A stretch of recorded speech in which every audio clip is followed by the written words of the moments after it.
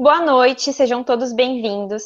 Para quem não estava presente na quarta-feira, o meu nome é Marciele, eu sou terapeuta ocupacional voluntária da Universidade Federal de Santa Maria e integrante do Programa de Apoio aos Cuidadores da Terapia Ocupacional. Essa noite eu serei novamente a mediadora e quem estará me auxiliando é a estudante de terapia ocupacional Rafaela. Ela enviará o formulário de perguntas durante as palestras e o formulário de presença ao final da noite. Lembrando que são dois formulários diferentes. Fiquem atentos a respondê-los de forma correta. Agora é com muita alegria e satisfação que daremos início ao 10º e último dia do nosso primeiro Web Seminário Internacional do Cuidado, organizado pelo Pacto, que acontece com o apoio da Universidade Federal de Santa Maria e da Associação Brasileira de Alzheimer, Subregional Santa Maria, Rio Grande do Sul. Gostaríamos de agradecer a presença de todos. Lembrando que para confirmar sua presença é necessário assinar o formulário de presença, vai ser disponibilizado e ficará disponível até às 22 horas. Para obter o certificado de 20 horas, é necessário cumprir 75% da carga horária total, ou seja, 8 dias. Bom, visto isso, e agora, sem mais delongas, daremos início, então, ao último dia do primeiro Web Seminário Internacional do Cuidado. É com muita alegria e com uma satisfação imensa que eu convido a professora doutora Keila Araújo Ximenes Palma para ser a mediadora entre os palestrantes de hoje. O eixo principal será o papel e a importância das associações de Alzheimer. A professora Keila é doutora em gerontologia biomédica, professora associada nível 1 do Departamento de Terapia Ocupacional da Universidade Federal de Santa Maria, coordenadora científica da Associação Brasileira de Alzheimer Subregional Santa Maria, coordenadora do Programa de Extensão Universitário, Programa de Apoio aos Cuidadores da Terapia Ocupacional da Universidade Federal de Santa Maria, e o seu maior título e mais significativo, ser mãe da Luísa e da Helena. Seja bem-vinda, professora Keila. Agora, convidamos também a doutora Maria do Rosário Zinkler dos Reis para introduzir o eixo, o papel e a importância das associações de Alzheimer, com o tema a relação pessoa-cuidada-cuidador, o papel da Alzheimer Portugal na promoção de seus direitos. A doutora Maria do Rosário é advogada, dedicada especialmente a direito das pessoas com capacidade diminuída. Ela é membro da direção da Alzheimer Portugal, tesoureira honorária da direção da Alzheimer Europe, presidente da direção da plataforma Saúde em Diálogo, membro do Conselho Estratégico da Faculdade de Farmácia de Lisboa, além de participação em diversos projetos europeus liderados pela Alzheimer Europe. Seja bem-vinda, doutora Maria do Rosário. Agora eu passo a palavra para ti. Olá, muito boa tarde a todos. É com muito gosto que estou aqui a partilhar alguma informação sobre a Alzheimer Portugal e sobre o tema que me foi proposto, ou seja, a relação da pessoa cuidada e do cuidador.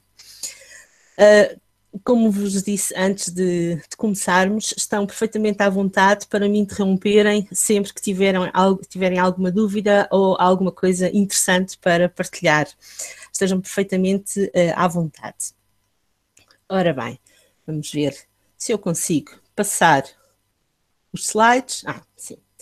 Ora bem, começando por dizer quem é que nós somos, quem é que é a Alzheimer Portugal.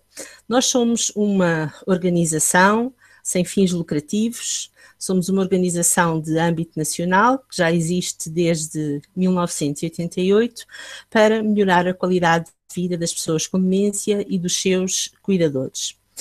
Quais é que são os princípios que nos norteiam? Desde logo, o respeito absoluto pelo direito à autodeterminação das pessoas com demência, ou seja, do direito a todas as pessoas com demência tomarem decisões livres e esclarecidas, e também o princípio da abordagem centrada na pessoa, que penso que é um princípio muito comum e muito falado entre os terapeutas ocupacionais, certamente. Qual é que é a nossa missão? É a de melhorar a qualidade de vida das pessoas com demência e dos seus cuidadores, no respeito absoluto pelos seus direitos fundamentais à liberdade e à autodeterminação, sempre com a preocupação de promovermos a autonomia e o envolvimento social das pessoas com demência e dos seus cuidadores. E para onde é que nós queremos ir? Qual é que é a nossa visão? Nós queremos uma sociedade que verdadeiramente integre as pessoas com demência e os seus cuidadores e também que reconheça os seus direitos. É para isto que nós trabalhamos no nosso dia a dia. Desde sempre, desde o início, que nos preocupamos sempre muito com os direitos das pessoas com demência. E na nossa Carta de Princípios salientamos estes direitos. Desde logo, o direito a conhecer o diagnóstico e a ser informada sobre todas as opções de tratamento disponíveis. O direito a decidir o nosso dia-a-dia e o nosso futuro. O direito a planear e a implementar os nossos próprios cuidados. E também um aspecto muito importante, o direito a sermos acompanhados nas nossas decisões por alguém da nossa confiança, quando já não formos capazes de tomar sozinhos as nossas próprias decisões. Outro aspecto muito importante é que quando a nossa capacidade começa a ficar ainda mais comprometida, todos nós sabemos que a doença de Alzheimer e outros processos de demência são processos mais ou menos, são processos progressivos que vão evoluindo de forma mais ou menos rápida. E a proteção e a promoção dos direitos tem que acontecer à medida que a capacidade se vai desvanecendo. Por isso, numa fase inicial, a pessoa precisa apenas de ser ajudada. Um pouco mais tarde vai precisar de que alguém a represente, que tome decisões por si. E se o fizer, é imprescindível que os seus valores, os seus direitos sejam respeitados. E por fim, é também fundamental que a pessoa com demência viva num meio não só seguro, mas em que ela própria se sinta segura, aquilo que nós chamamos um meio securizante. Mas nós não nos preocupamos só com as pessoas com demência, preocupamos-nos também não só com os cuidadores, mas com todas as pessoas que vivem e convivem com as pessoas com demência. Estas pessoas têm necessidades específicas que precisam de ser satisfeitas e devem participar no planeamento e na implementação dos cuidados. E porquê? Porque as pessoas que estão próximas conhecem o percurso de vida da pessoa, conhecem os seus gostos, conhecem as suas preferências e estão em posição privilegiada para poder fornecer o melhor acompanhamento possível em cada momento. Só para terem uma ideia de onde é que nós, Alzheimer Portugal, nos encontramos, claro que o nosso país não tem comparação com o vosso, é muito pequenino, nós somos apenas 10 milhões de habitantes, mas só para terem uma noção, Alzheimer Portugal encontra-se representada e tem serviços a funcionar em 26 diferentes pontos do nosso país. Aqui não está sinalizado, mas também temos representação na Ilha da Madeira. O que é que nós fazemos? Temos um lar, apenas uma unidade residencial, temos 4 centros de dia em diferentes pontos do país, serviços de apoio domiciliário. Entendemos estas nossas respostas como experiências para serem replicadas por outras organizações, ou seja, nunca tivemos a pretensão de criar a rede de serviços específicos para as pessoas com demência que é necessário criar no nosso país. Sempre entendemos que não era esse o nosso papel é apenas dar o exemplo através de boas práticas para ser replicado por outras entidades. Um aspecto muito importante é a nossa linha nacional de apoio na demência. É uma linha, como o nome indica, nacional. Qualquer pessoa de qualquer ponto do país e até do estrangeiro nos pode ligar perguntando sobre os mais diversos assuntos. Temos ainda outros serviços, quer a nível do apoio psicológico, quer a nível do apoio social, temos grupos de apoio, grupos de suporte, intervenção, apostamos muito também na intervenção não farmacológica, nomeadamente a musicoterapia, a estimulação multissensorial, nomeadamente. Temos um projeto muito interessante desde 2013, que é o Café Memória. Eu não sei se aí no Brasil tem alguma experiência semelhante. Esta tem resultado muitíssimo bem. Neste momento existem 20 cafés memórias em diversos pontos do país, tem uma periodicidade mensal e este projeto tem tido a capacidade de se adaptar às vicissitudes de cada momento.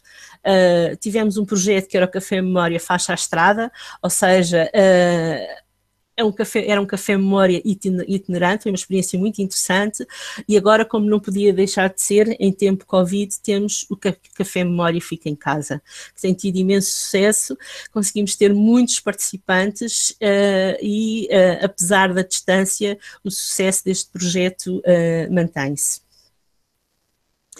Outra das áreas muito importantes da nossa intervenção é a da formação. Nós somos uma entidade certificada pelo governo. As nossas formações são destinadas quer a cuidadores formais, quer a cuidadores informais, e dentro dos formais, tanto a técnicos como a auxiliares, e trago-vos aqui assim alguns tópicos das nossas formações, desde, obviamente, a abordagem centrada na pessoa com demência, as questões da comunicação, das relações interpessoais, naturalmente que também os aspectos jurídicos e outro tema muito importante, como seja o do testamento vital, as diretivas antecipadas de vontade, é também um dos conteúdos ao qual damos relevância. Ora bem, depois desta breve apresentação da Alzheimer Portugal, gostava de vos falar um bocadinho sobre a relação pessoa cuidada-cuidador. Na nossa perspectiva, esta relação tem dois pressupostos importantes. Um é o consentimento e outro é o conhecimento. Ora bem, a decisão de receber ou de prestar cuidados tem que ser uma decisão livre, uma decisão de ambas as partes, do cuidador e da pessoa cuidada. O consentimento por parte da pessoa cuidada é imprescindível, sob todos os pontos de vista e não só do ponto de vista jurídico. Tem que ser uma relação livre, equilibrada e que seja proveitosa para ambas as partes. Ou seja, a pessoa cuidada tem que manifestar uma vontade inequívoca, sem sombra para dúvidas, no sentido de pretender que determinada pessoa lhe preste cuidados. E é um aspecto importante, que quando a pessoa cuidada está impossibilitada de prestar esse consentimento, este consentimento deve ser prestado por alguém com poderes para o fazer. Aqui no direito português atual é o acompanhante. Um bocadinho mais à frente eu vou explicar o que é esta figura. Eu não sei, provavelmente, se eu vos falar de um tutor, se vos falar de alguém interdito, é uma terminologia que vos pode ser mais familiar do que propriamente de acompanhante, mas já lá vamos. Ora bem, para cuidar, o que é que importa termos presente?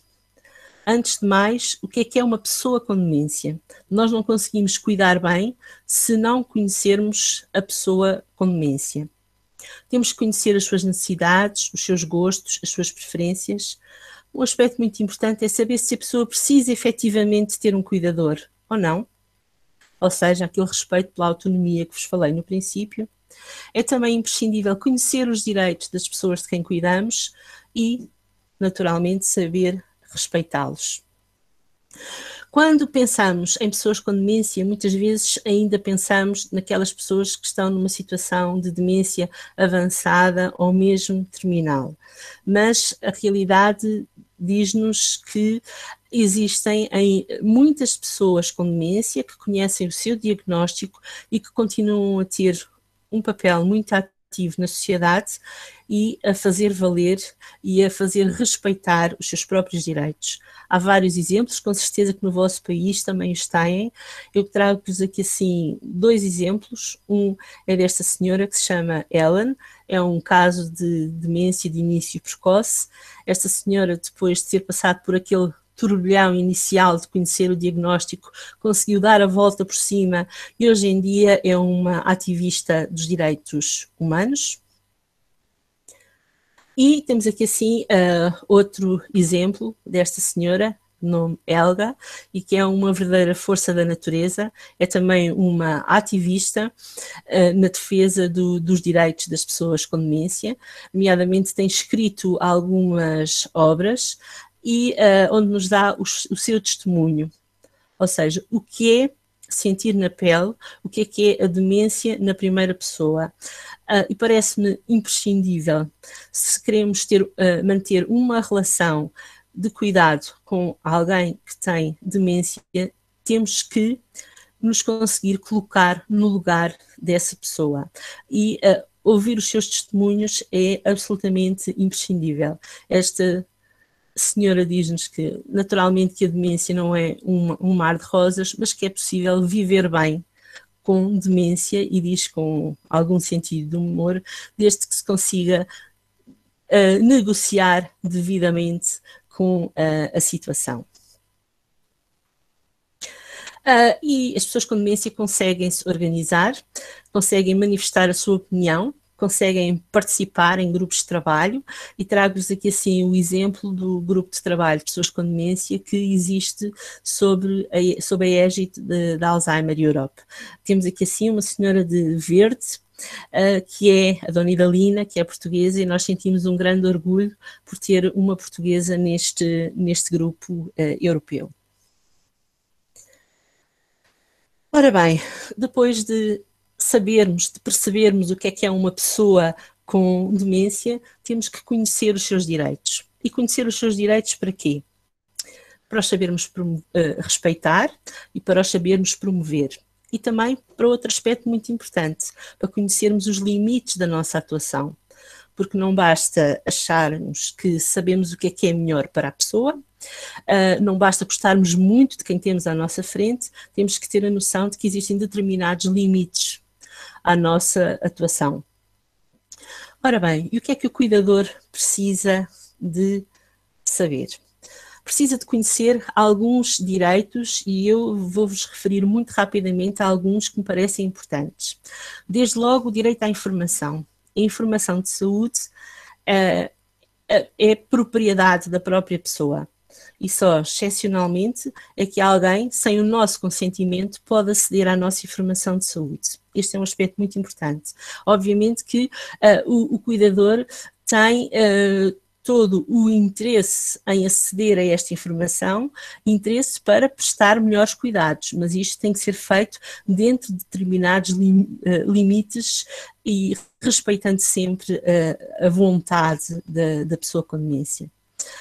Outros direitos importantes são o de receber ou de recusar cuidados ou intervenções clínicas, o direito à privacidade na prestação de cuidados, a confidencialidade, o direito fundamental a conhecer o diagnóstico, e este tema só por si daria para estarmos aqui assim algum tempo a discuti-lo, o direito a decidir o nosso presente e o nosso futuro, e também o direito a participar ativamente na sociedade, como é o caso daquelas 2 senhoras que há pouco vos apresentei.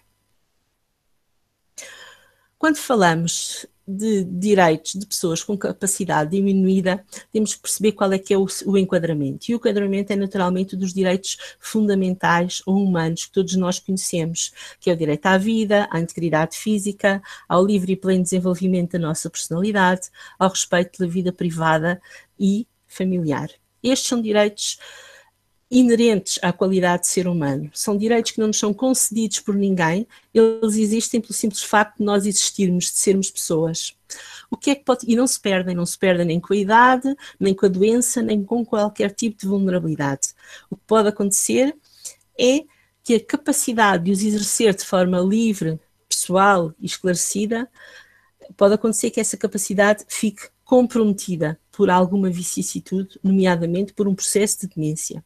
E qual é que é então o desafio do cuidador? Obviamente, respeitar os direitos e promover a autonomia das pessoas com demência. Há um princípio muito importante no nosso direito, e no vosso também, com certeza, que é o da presunção de capacidade. Todos os adultos têm o direito de tomar as suas próprias decisões e presume-se que têm capacidade para o fazer, a menos que se prove o contrário. O que é que isto significa? Isto é um sinal de alerta para os cuidadores, principalmente para os cuidadores familiares. Ninguém pode tomar decisões em nosso nome sem o nosso consentimento. E quando eu digo ninguém, é ninguém mesmo. Nem o nosso cônjuge, nem os filhos, nem a família no seu conjunto, nem a instituição onde a pessoa possa viver. E a pessoa presume-se capaz enquanto não for declarada a sua incapacidade. Isto significa que, sem o seu consentimento, em princípio, ninguém pode movimentar as suas contas bancárias, vender os seus bens, celebrar ou denunciar contratos. E outro aspecto muito importante, autorizar ou recusar intervenções de saúde ou acolhimento em resposta social. E também aquele aspecto que eu vos referi há pouco, o acesso à informação de saúde. Como é que se determina esta capacidade? Tem que haver sempre, naturalmente, uma avaliação clínica e depois tem que haver uma chancela do tribunal, tem que haver uma decisão judicial, uma sentença, que aqui em Portugal nós dizemos que é uma sentença que decreta medidas de acompanhamento de maior.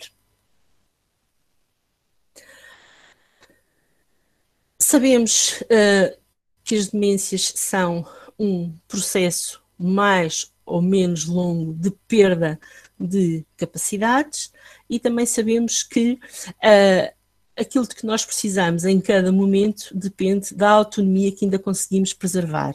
Por isso, inicialmente, basta que alguém nos ajude a tomar decisões, a partir de certa altura pode ser necessário que alguém nos represente. E se tal acontecer, o nosso melhor interesse tem que ser respeitado e qualquer ato ou decisão tomada em nossa representação deve ser o menos restritiva possível dos nossos direitos e das nossas liberdades.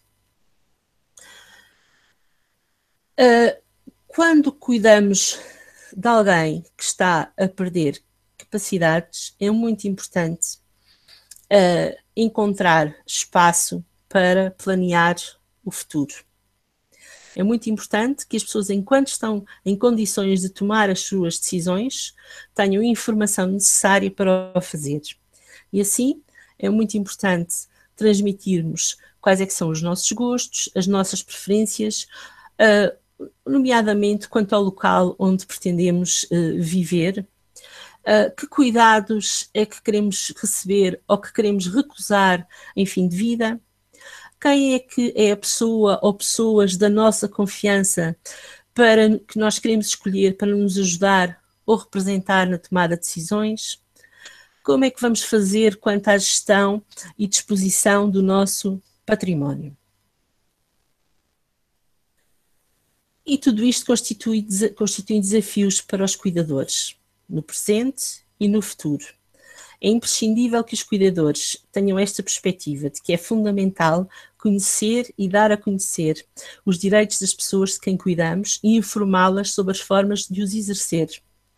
É importante que se vão registando os desejos, as vontades e as preferências das pessoas e é fundamental encontrar espaço para conversar e planear cuidados e outros aspectos da nossa vida. Agora, que ferramentas é que existem? Que informação e que conhecimento é que é importante ter para exercer e ajudar a exercer direitos? E isto é importante para os familiares, para os vizinhos, para os amigos, para os profissionais. Conhecer os direitos das pessoas de quem cuidamos e saber como é que as podemos ajudar a serem elas próprias a exercerem-nos. Existem várias ferramentas jurídicas, não vos vou estar aqui a falar delas detalhadamente, depois se vocês tiverem curiosidade eu desenvolvo, Todos nós conhecemos a procuração, provavelmente já alguma vez passámos uma procuração a alguém, ou já nos foi passada a nós. Também já teríamos com certeza ouvido falar das diretivas antecipadas de vontade, quer sob a forma de procuração para cuidados de saúde, quer sob a forma de testamento vital. É algo que existe em Portugal desde 2012. Existe também outra ferramenta importante para planear o futuro, que é um mandato com vista ao acompanhamento. Através desta figura, que é um contrato, eu incumbo a alguém da minha confiança para, em minha representação, gerir os mais diversos assuntos da minha vida. Tenho ainda a possibilidade de, enquanto uso das minhas capacidades, escolher por quem quer ser representada numa futura eventual situação de capacidade diminuída. E existem também diversas medidas de acompanhamento. E queria-vos partilhar, ainda que de forma muito telegráfica, porque não temos muito tempo, que em linha com a Convenção dos Direitos das Pessoas com Deficiência, que já faz parte, esta convenção faz parte do direito português desde 2009, surge em Portugal o regime do maior acompanhado. O que é isto do regime do maior acompanhado? Já vos referi a convenção.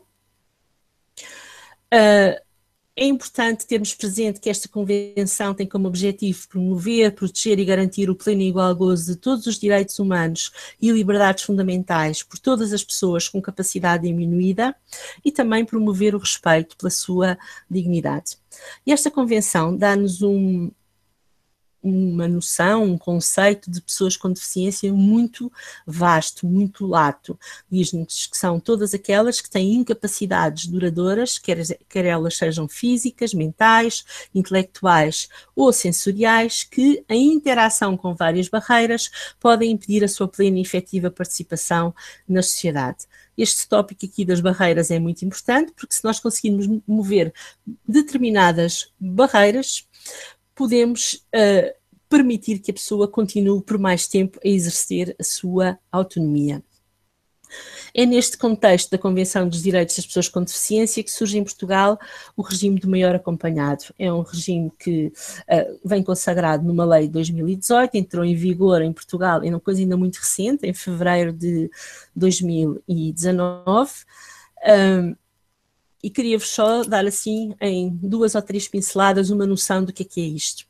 Este regime vem substituir as clássicas interdições e inabilitações, que eram regimes absolutamente obsoletos e que não reconheciam aquilo tudo que nós estivemos a falar até agora, ou seja, que a capacidade não se perde de um momento para o outro, não é um fenómeno de tudo ou nada, vai-se perdendo e até existem flutuações, e então as medidas têm que ser flexíveis, proporcionais e adequadas ao caso concreto, limitar ao mínimo a capacidade de exercício, não devem ficar cristalizadas no tempo, podem ser modificadas ou mesmo cessar a qualquer momento.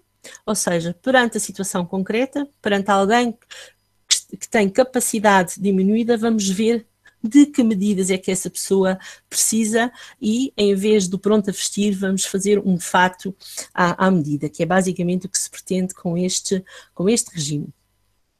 E este regime vai tão longe relativamente àquilo que nós tínhamos antes, que se prevê que seja a própria pessoa a pedir as suas medidas de acompanhamento. Tem noção de que já não consegue exercer de forma plena os seus direitos e vai pedir ao tribunal que decrete determinadas medidas. Pode escolher antecipadamente por quem é que quer ser acompanhado. Podem existir vários acompanhantes, imaginemos, um para gerir o património, outro para gerir as questões de saúde.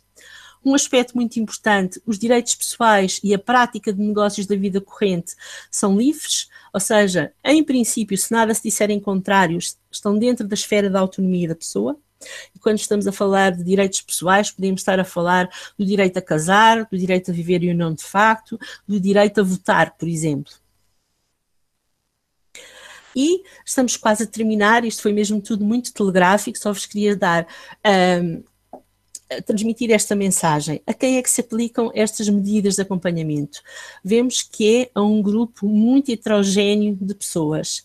É a qualquer adulto que, por razões de saúde, deficiência ou pelo seu comportamento, se encontra impossibilitado de exercer plena, pessoal e conscientemente os seus direitos ou de, nos mesmos termos, cumprir os seus deveres. Alguém que se encontra nesta situação beneficia das medidas de acompanhamento que vêm previstas no nosso Código Civil. E era basicamente isto que eu tinha para vos transmitir, estando naturalmente à disposição para quaisquer dúvidas, comentários que me queiram colocar. Muito obrigada pela vossa atenção. Espero que me tenham ouvido bem, apesar da enorme distância. Foi maravilhoso. Doutora Maria do Rosário, como foi bom lhe ouvir e como ficamos com desejo de ouvir mais, né? E de aprender mais e principalmente aprender enquanto profissional da saúde que trabalha tanto com os familiares quanto a pessoa portadora de demência, né? Então, eu creio que todos os alunos da terapia ocupacional que me vêm falando de doença de Alzheimer, ficou encantado de conhecer o trabalho da Associação de Portugal, tão lindo e tão imenso, né, que realmente nos traz um desejo de replicar aqui, né? E claro que não é tão viável, tão possível quanto em Portugal, por ser um país menor, mas quem sabe, doutor Eduardo aí, a gente não sonha com algumas coisas possíveis aqui no Rio Grande do Sul. Eu fiquei muito feliz quando a senhora começou sua fala e já falou na abordagem baseada na pessoa e que referiu à terapia ocupacional, puxando por esse amor que nós da terapia ocupacional temos pelo cuidado com o outro, né?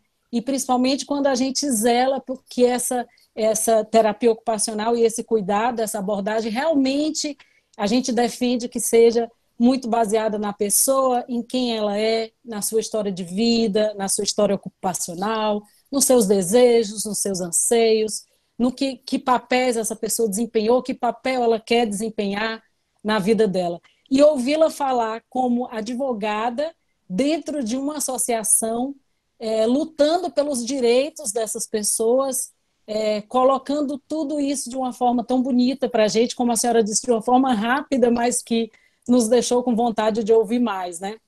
E de entender como é importante a gente sempre lembrar desses direitos, né? De entender quem o sujeito é, não só quem ele foi, quem ele é e quem ele deseja ser, né? Como que ele deseja ser cuidado, como que ele deseja ser tratado, por quem. Então a gente fica muito encantado. Eu queria começar com uma pergunta minha, de uma curiosidade, assim, de saber que, claro, a gente estuda, a gente lê artigos de todos os países, vê a diferença cultural, por exemplo, da Europa, do Japão, para o Brasil, mas eu queria ter, assim, ouvindo da senhora, que está diretamente ligado ao portador da doença de Alzheimer, como que o governo, como que a sociedade, de um modo geral, em Portugal, tem esse olhar voltado para idosos que estão em quadros demenciais. Há uma atenção ampla em relação a locais, claro que a senhora falou da associação, mas locais apropriados para recebê-los. Há, por exemplo, instituições de longa permanência, que a gente chama aqui, onde estão preparadas com profissionais capacitados que compreendam realmente o manejo e a interação com essa pessoa, respeitando tudo isso que a senhora colocou para nós. Como que funciona?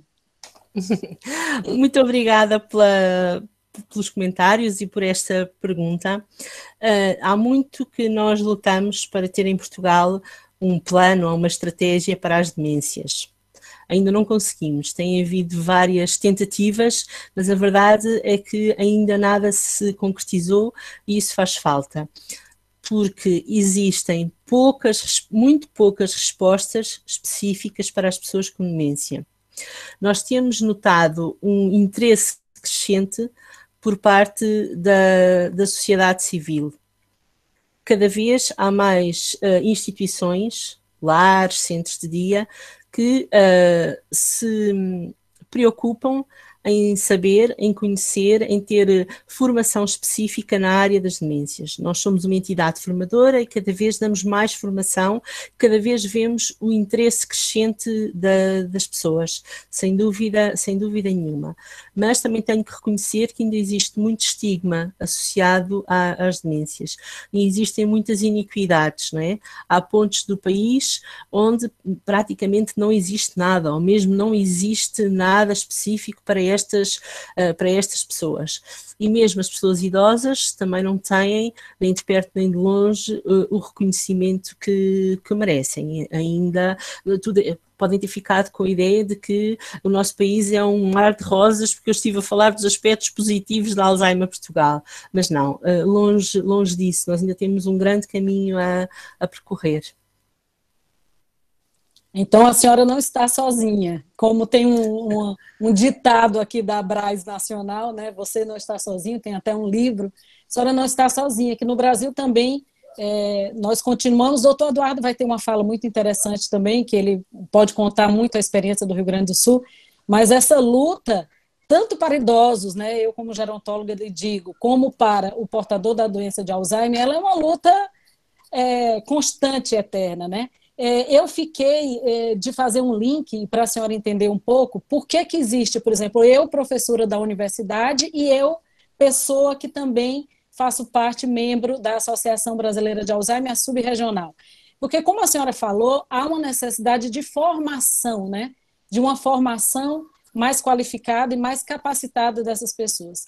E nós, dentro deste programa de extensão, que promoveu este seminário, dessa forma virtual pela primeira vez, nós tentamos, desde 2013, fazer esse link entre a formação acadêmica de nível superior, no caso do terapeuta ocupacional, com a formação continuada, criando eventos, criando mini capacitações, criando essas palestras educativas junto simultaneamente aos grupos de apoio, para que de alguma forma a gente, dentro da nossa possibilidade, a gente possa cada vez mais fornecer esse conhecimento desde as questões gerais do envelhecimento humano até o que se refere ao manejo diário, ao manejo clínico, ou ao manejo com a pessoa e com o seu cuidador, né, portador.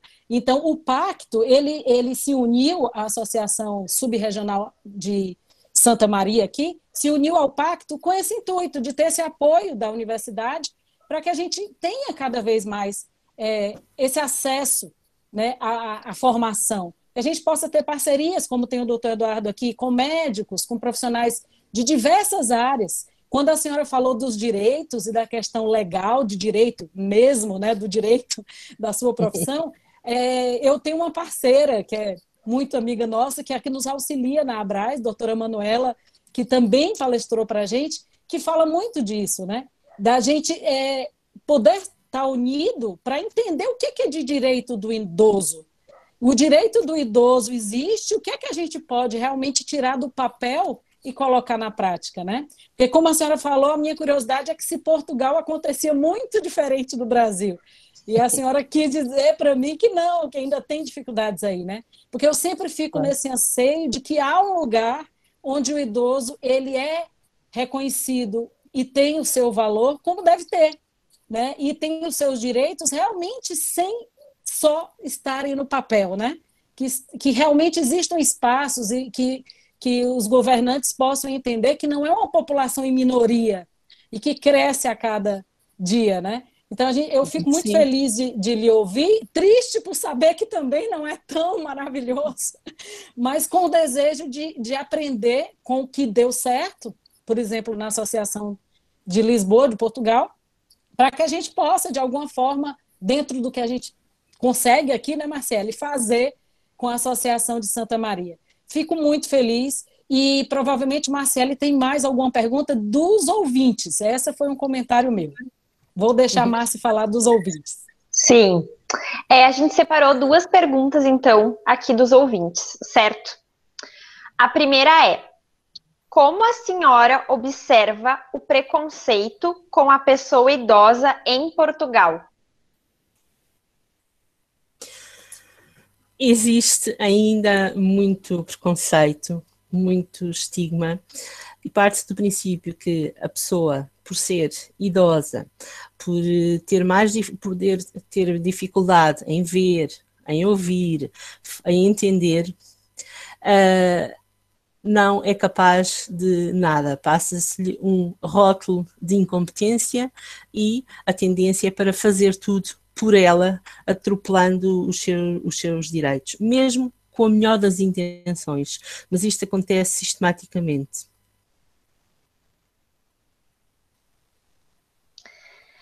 A outra pergunta é: não ter acesso ou não conseguir interpretar as ferramentas se torna uma barreira para o sujeito.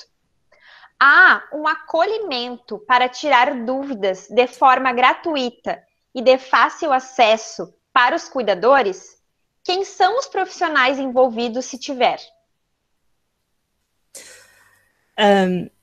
Existe. A Alzheimer Portugal tem uma linha de apoio ao cuidador, uma linha gratuita. A linha não é só para o cuidador, é também para a própria pessoa com demência, se quiser telefonar, se tiver condições para isso, telefonar e ela própria ficar esclarecida. Existe apoio jurídico gratuito para as pessoas mais carenciadas, mas muitas pessoas não conhecem, não sabem que estes serviços existem, não recorrem a eles e ainda há muita iliteracia jurídica que nós temos tentado combater dentro das nossas possibilidades, temos dado muita formação, mas manifestamente insuficiente.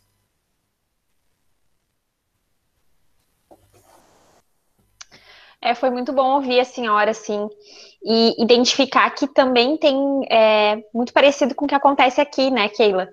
Então, a gente te agradece muito, assim, por ter estado presente aqui conosco, por ter trazido a tua experiência.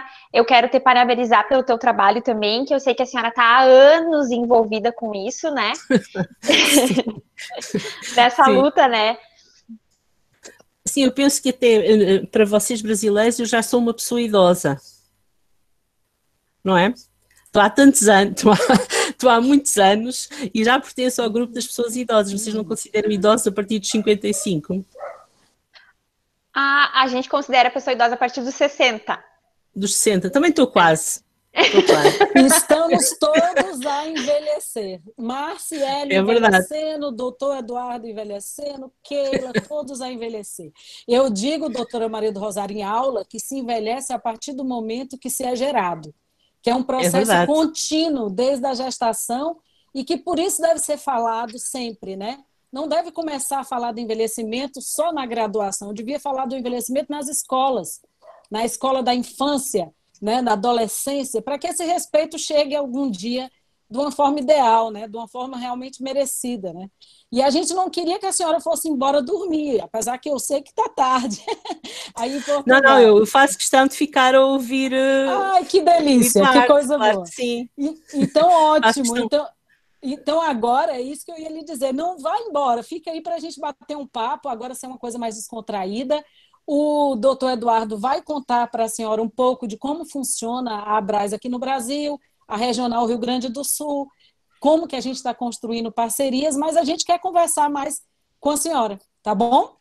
Muito bem, vou só tirar o som, então. Tá, joia. Muito obrigada. Obrigada a você. Obrigada. Pode apresentar o Eduardo, Márcio. Bom, então agora a gente vai convidar o Eduardo, tá?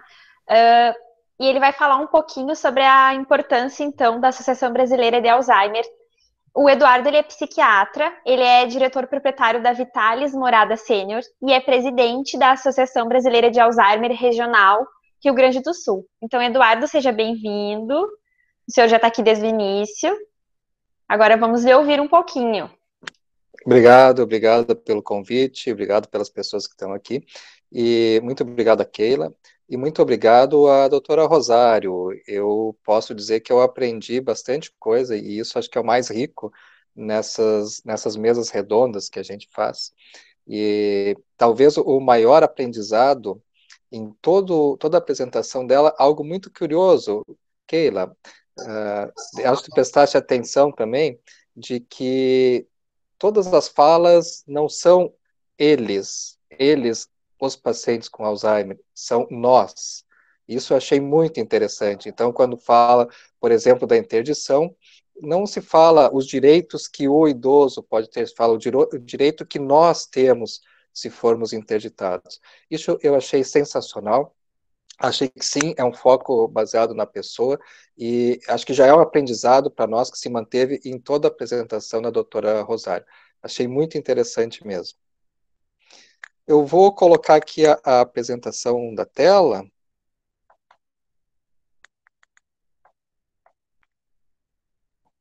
Vamos ver o que eu consigo aqui.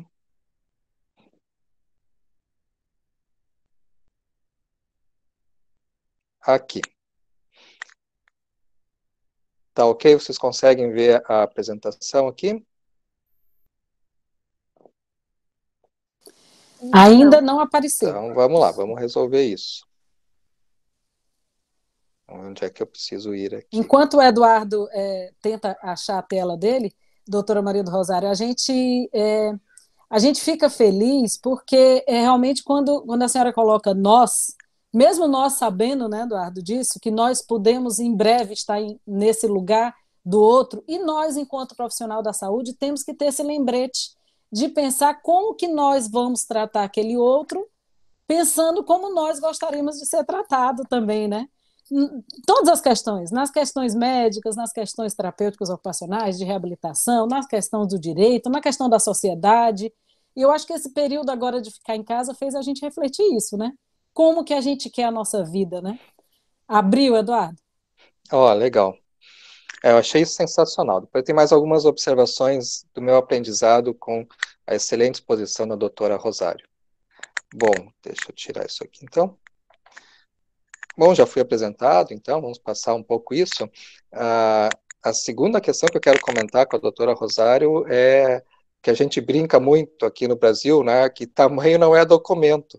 Portugal, tu falaste, tem um tamanho menor que o Brasil, mas a gente viu ali os vários pontos da abordagem das pessoas, do atendimento às pessoas com Alzheimer. Então, os dados que eu vou mostrar aqui nesse gigante Brasil, tu vais ver que a gente tem bastante carência nesses atendimentos também.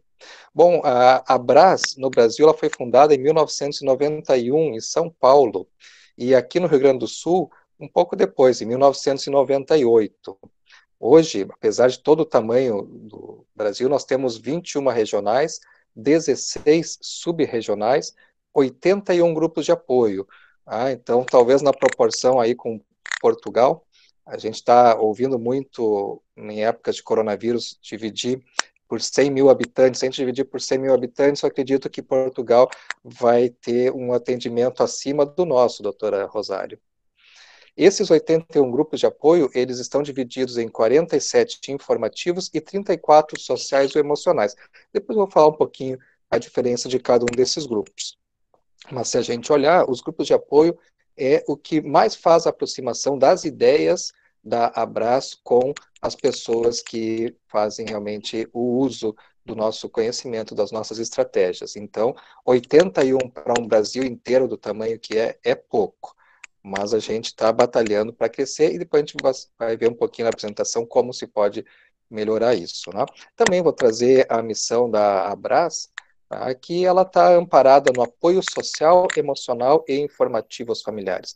Esse é o nosso bem maior na Abras, é transmitir o conhecimento, e transmitindo o conhecimento, orientar para aquelas pessoas que têm a doença, que convivem com alguém que tem a doença ou que cuidam daquela pessoa com Alzheimer. Não especificamente Alzheimer, mas também as doenças similares, os outros tipos de demências ou transtornos neurocognitivos. Tá? Com isso, a gente consegue promover a estimulação cognitiva e social desses pacientes. Eles podem estar mais integrados. Isso está bastante alinhado com a fala da doutora Rosário. Isso também é bem interessante, né? A gente comentou na passagem de uma palestra para outra, é interessante como é muito parecido com o que a gente faz aqui, a gente fica feliz com isso, né? Se a gente consegue produzir e difundir o nosso conhecimento sobre Alzheimer e as outras demências, nós vamos ter esse resultado de estimular os pacientes, né? e articular com os agentes que promovem ações em benefício dos pacientes e cuidadores, né? Essa articulação é muito importante. A Keila falou também nessa transição o quanto talvez as políticas de saúde andam carentes, e a gente sabe que sim, aqui no Brasil, e a gente procura buscar essa articulação para realmente não ficar de lado. Eu vou pedir para vocês olharem bem como está escrito, não o que está escrito nesse slide que eu apresento para vocês, mas a diferença de como eu estou apresentando e como a doutora Rosário apresentou, que isso me deixou muito feliz. Esse é o meu aprendizado. Aqui eu falo, no segundo item, a promoção cognitiva social a pacientes. No último item, ação em benefício dos pacientes e cuidadores. As falas da doutora Rosário, elas são promoção de estimulação cognitiva e social para nós, articulação dos agentes que promove ações de benefício nosso. E eu achei isso de uma riqueza e de uma amorosidade tão grande com a nossa vida e das pessoas que têm a doença de Alzheimer, que eu já me sinto com a noite ganha. Muito legal. Bom, qual é a visão da nossa associação? É conseguir ter representatividade nacional em acolher e apoiar essas famílias que estão acometidas por demências, né? E a gente poder ser reconhecido, então, como agente transformador nisso que também se falou um pouco antes, que é eliminar o estigma associado à doença, melhorar a qualidade de vida de todos os envolvidos no processo. Tá? Quais são os nossos objetivos com isso? Representar os interesses da pessoa com demência, sua família, junto aos governos e municípios estaduais e federais. De novo, eu gostei muito disso, então vou repetir.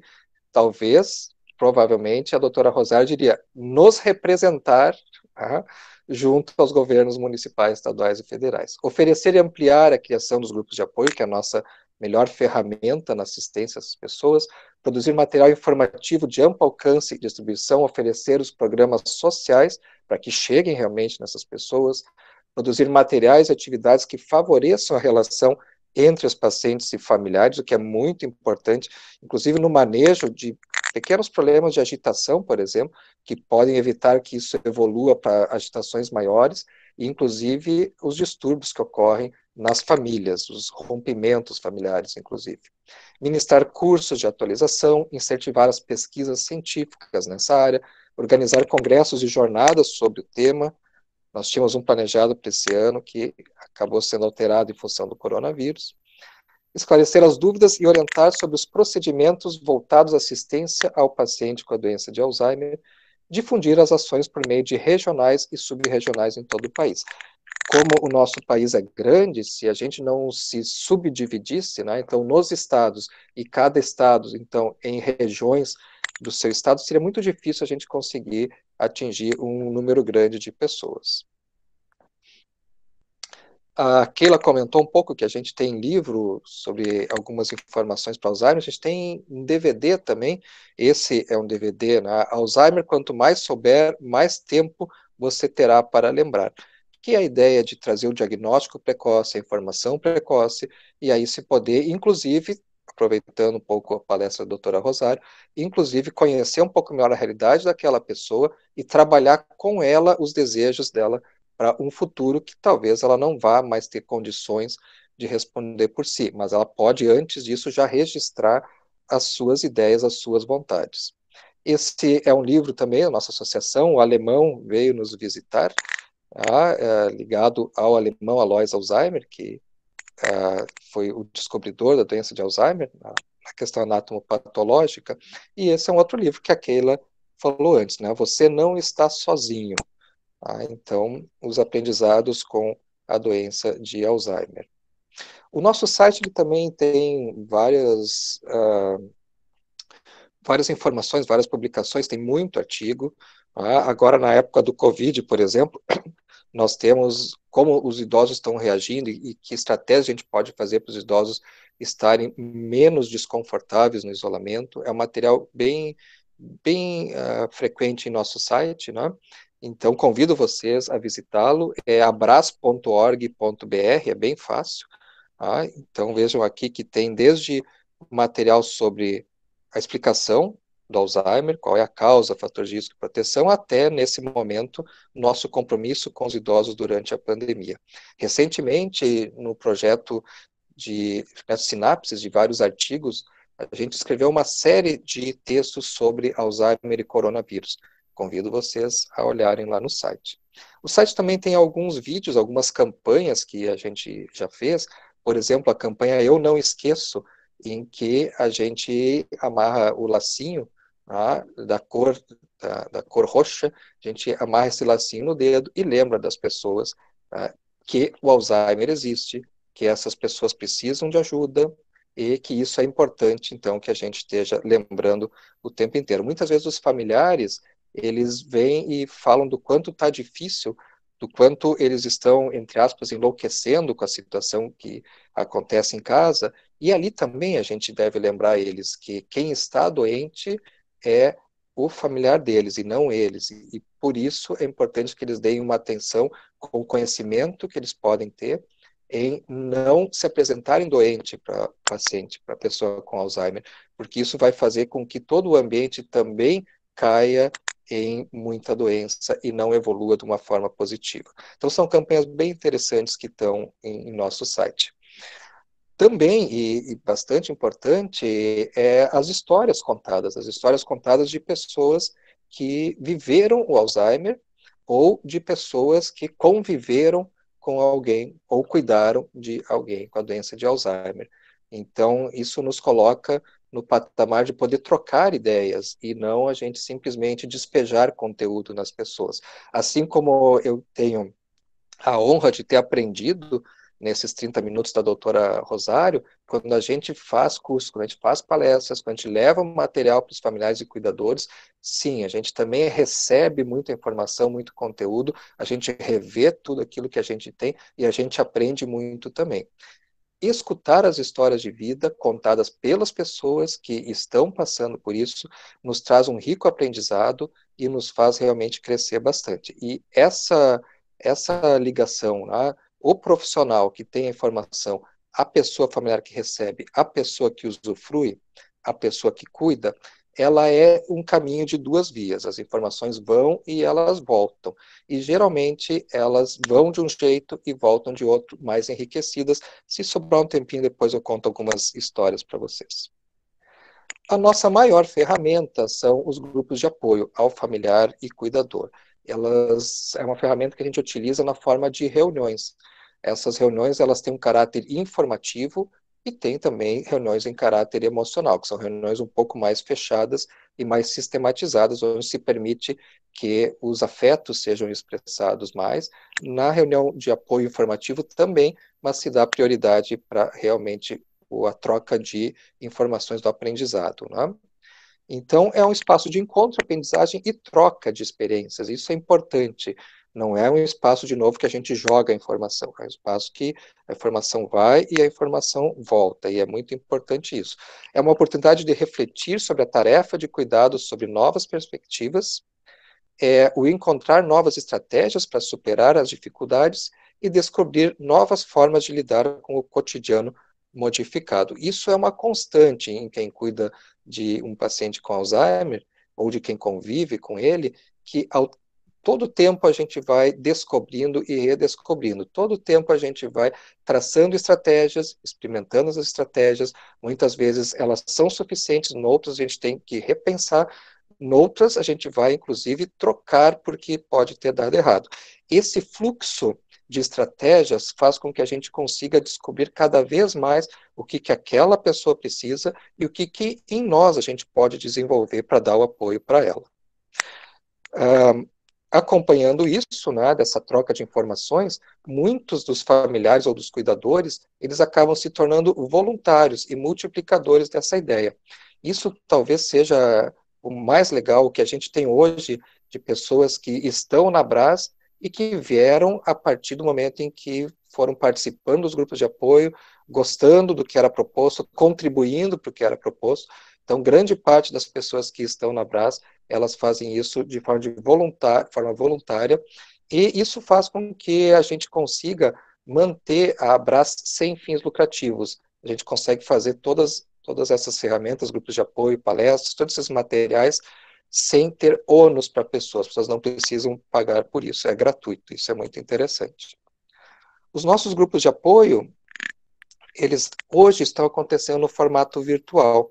A gente demorou um pouco quando veio o coronavírus, todos esperávamos que fosse ser 2, 3 meses e voltaríamos às presenças, né?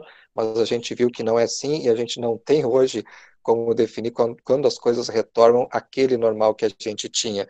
Então, a gente fez uma série de iniciativas. Primeiramente, cada regional, cada subregional fazia ao seu modo, e agora a direção da Brás Nacional, o presidente está aí na tela, o Dr. Rodrigo Schultz, neurologista, ela conseguiu padronizar e está gerenciando uma plataforma que daqui a poucos dias todas as regionais e subregionais poderão utilizar essa plataforma, né? No dia 18 de agosto, fica o convite aqui, então, para o nosso presidente, vai estar falando também com o Dr. Roberto Frota sobre Alzheimer, causa, fatores de risco e proteção. O que nos tem surpreendido positivamente é que as pessoas vêm participando dos grupos de apoio virtuais, né? E isso nos trazia um grande medo de que a gente pudesse perder o contato com essas pessoas. A gente não tem hoje o contato presencial, mas esse contato virtual nos possibilita continuar tirando dúvidas, transmitindo aprendizado e continuar apoiando essas pessoas, né? Os grupos de apoio, eles começam nas redes de WhatsApp, os grupos de WhatsApp que cada subregional e cada regional tem, depois, então, eles aprofundam nessa plataforma que a Nacional está disponibilizando. Eu vou trazer aqui para vocês uma série de fotos de como esses grupos aqui na parte presencial, antes do coronavírus, né, vinham se desenvolvendo. Esse é um trabalho da subregional de Novo Hamburgo, então a gente tem aqui profissionais da área médica, profissionais da área gerontológica, voluntários, né, então em formas de palestras a gente consegue ajudar essas pessoas, né.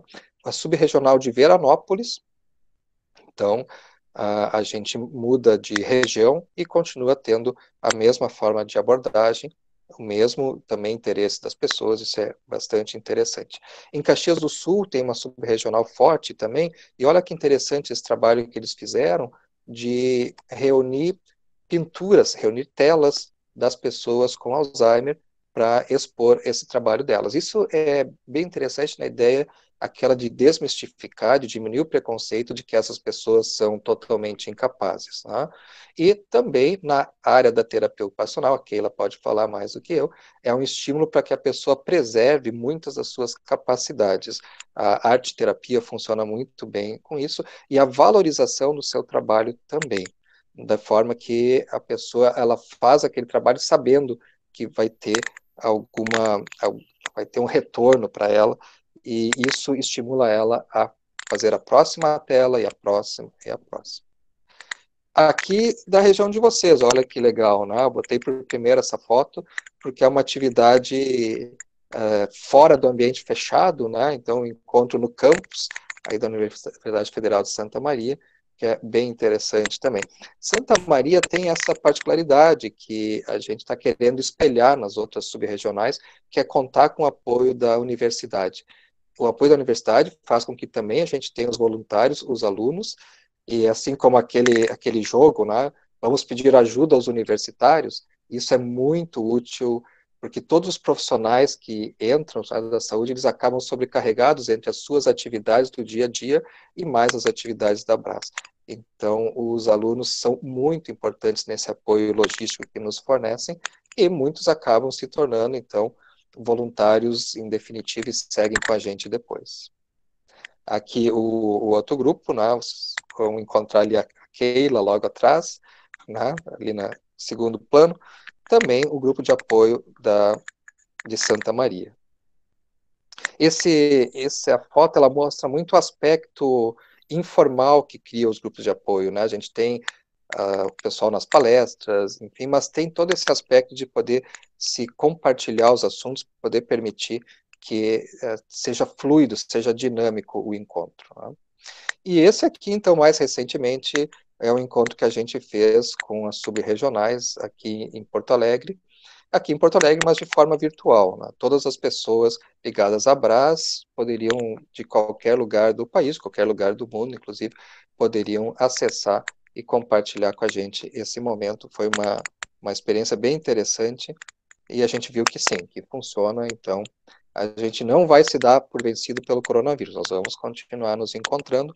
Depois que a gente conseguir lidar melhor com ele, a gente volta ao aspecto presencial. Bom, como é que a gente encontra, então, a Abras, a Regional Rio Grande do Sul? Tem o Facebook, Abras Regional RS, tem o Instagram, Abras RS, tem o WhatsApp, e isso foi uma aquisição recente nossa, né? É um telefone que a gente não consegue muito fazer atendimentos, né? Porque a gente vai ver mais ele no final do dia. Mas é um sonho nosso também. A gente tem um dos diretores, que é o Fernando Aguzoli, que está na Irlanda, e ele conta que lá eles têm o banco de dados deles e, pelo menos uma vez por mês, todos os pacientes, cuidadores ou familiares cadastrados recebem uma ligação da associação deles para saber como é que a pessoa está, se ela está enfrentando bem a fase da pandemia e se ela precisa alguma ajuda. Tá? Essa é uma missão, uma tarefa nossa, quem sabe, para conseguir evoluir um pouco. Dependemos, claro, de uma construção de plataformas, de pessoas ajudando, do governo e da parte também do apoio financeiro para isso. Nós chegaremos lá. Por fim, o nosso e-mail, que é riograndosul@abras.org.br. A nova diretoria que vem desde 2017, na verdade, da Nacional, ela trabalha bastante a questão de profissionalizar a gestão e de uniformizar. Então, antes, cada regional tinha o seu e-mail, @gmail, Yahoo, desse tipo. Então, se criou Rio Grande do Sul, @abras.org.br, vai ter São Paulo, @abras.org.br, Nordeste, ou, enfim, Rio de Janeiro, todas vão ter, tem o seu e-mail. Isso tem facilitado muito a nossa vida. Sobrou um tempo aqui, vou interromper o compartilhamento, e vou, como é que eu estou de tempo? Tem um tempinho ainda? Daí eu conto uma história. O meu início na Associação Brasileira de Alzheimer foi como convidado para dar uma palestra, né? A minha origem, eu sou médico, psiquiatra e atendo bastante idosos. A maioria dos meus pacientes são idosos, né? E aí me convidaram a Iara Portugal, na época, então nós já estamos falando possivelmente entre 15 e 20 anos atrás. Ali no Hospital Mãe de Deus, espaço muito bom, tinha em torno de 30 a 50 participantes, e eu falava basicamente sobre agitação na pessoa idosa com Alzheimer ou uma doença similar. E, invariavelmente, ao final da palestra, a primeira pergunta vinha em forma de consulta. Vinha uma pessoa dizendo, olha só, eu tenho um pai assim, ou eu cuido de uma senhora assim, assim, assim, descrevia uma situação de agitação e dizia, o que eu faço? Tá? E eu ficava incomodado com aquilo que eu pensava, poxa, como é que eu vou dar uma resposta que é estilo consultório? O paciente pergunta, a gente responde. Porque não é essa a ideia do encontro. Né? Então, eu consegui, talvez na segunda palestra que eu fui dela, eu consegui mudar um pouco esse jogo, e eu dizia para as pessoas ao redor, bom, a fulana trouxe essa situação. Todos nós aqui talvez tenhamos pensado o que ela deve fazer. Imagino que vocês pensaram, que eu pensei. Então vamos ver, quem é que tem uma ideia de como ela pode ser ajudada? E aí, por incrível que parecesse para mim, porque não é incrível, isso é bastante natural, mas eu via as pessoas dando sugestões impressionantes para aquela pessoa que tinha feito a pergunta. E muito melhor do que eu dar uma resposta, a gente tinha 10, 15, 20 respostas para enfrentar o mesmo problema. Então a pessoa tinha várias alternativas, se não funcionasse de uma forma, funcionaria de outra. Né? Isso é um pouco de influência de um congresso que eu fiz, onde o geriatra apresentava casos clínicos, onde sempre tinha alguma questão de agitação. E a pergunta depois de apresentar o caso era, qual o remédio, doutor? Essa era a pergunta. A letra A era um remédio tipo tarja preta, a letra B era um antipsicótico, era um benzodiazepínico, antipsicótico, antidepressivo, ia dando as opções, né? E a letra E era nenhuma das acima. Foram 5 casos clínicos e a resposta dos 5 casos clínicos era nenhuma das acima. O exemplo que eu mais lembro era de uma filha que, ao servir o almoço para a mãe, servia o seu prato, sentava do lado, ao lado direito da mãe, e a mãe pegava a colher e ia mexer no prato da filha. A filha ficava buzina da Silvia. Buzina é uma expressão nossa aqui, né? A doutora Rosário aprendendo um pouco das nossas expressões. Ficava muito irritada com aquilo e brigava com a mãe. Aí foi no médico e deram um benzodiazepínico, tarja preta. Não funcionava. Ia lá, servia o prato da mãe, servia o dela, a mãe ia no prato dela. Tentaram um antipsicótico, não funcionava. Tentaram um antidepressivo, não funcionava. E lá se ia, assim, usava 2 comprimidos, não funcionou, não usava mais. Ficava os remédios se acumulando e o gasto financeiro aumentando, além de efeitos colaterais que algumas dessas medicações têm. São medicações úteis, mas elas não precisam ser a primeira coisa que a gente pergunte, qual o remédio. A filha estava mas tão braba que ela pensou, não vou mais dar remédio nenhum. E pensou uma alternativa, e a alternativa que ela fez foi sensacional. Ela serviu o prato da mãe, serviu o prato dela e serviu um terceiro prato no meio dos dois. A mãe automaticamente foi para o lado direito e se serviu do primeiro prato à sua direita, que era esse prato extra. Então, sobrava o prato da mãe, ela comia o prato do meio e a filha conseguia comer no prato dela. Com o tempo, então, a filha viu que deu certo e foi botando bem pouca comida no prato original da mãe para não ter desperdício. E as duas comiam bem, comiam tranquilas, não brigavam mais, e o custo disso era o custo que ela já tinha com a alimentação, os efeitos colaterais disso todos positivos. A mãe fica bem alimentada e as duas não brigarem mais no horário tão nobre que é o horário da refeição, que a gente troca com os nossos familiares muitas experiências, muito afeto e carinho. Era isso, muito obrigado pelo convite e fico à disposição de alguma pergunta. Eduardo, quando tu começa a contar esses casos e refere a Dona Yara Portugal, para quem está nos ouvindo, a Dona Yara Portugal está no céu agora e ela por muito tempo, né, Eduardo, ela nos conduziu a aprender uma coisa que ela dizia e colocava nas falas dela, né? Ela ensinava a gente ter, e ela escrevia paciência, e dizia que a gente tinha que ter paz mais ciência para cuidar, né? E ela sempre me ensinou que a gente colocasse a vida da gente na balança. Ela dizia, Keila, quando você tem um desafio, coloque na balança, veja o que é mais difícil e o que é mais fácil. Veja o que é que pesa mais nessa balança. E tente fazer essa balança se equilibrar, porque não vai ter nada fácil.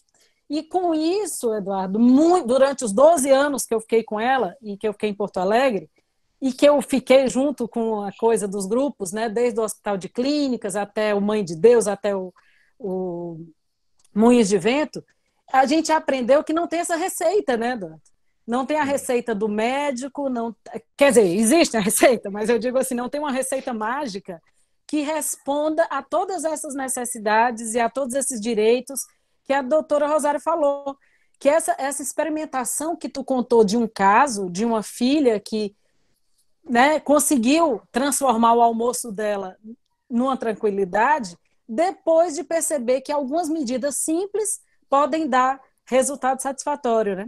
Então, dentro da nossa profissão do terapeuta ocupacional, a gente faz exatamente isso. A gente tenta encontrar nas estratégias simples nesse manejo e a gente não ensina, porque isso não tem livro, né? A gente tenta que a pessoa encontre, ela mesma responda essas questões que elas fazem na palestra, né? Entre elas, qual é a estratégia melhor e qual é o jeito melhor que cada família e que cada grupo familiar e que cada sujeito vai encontrar.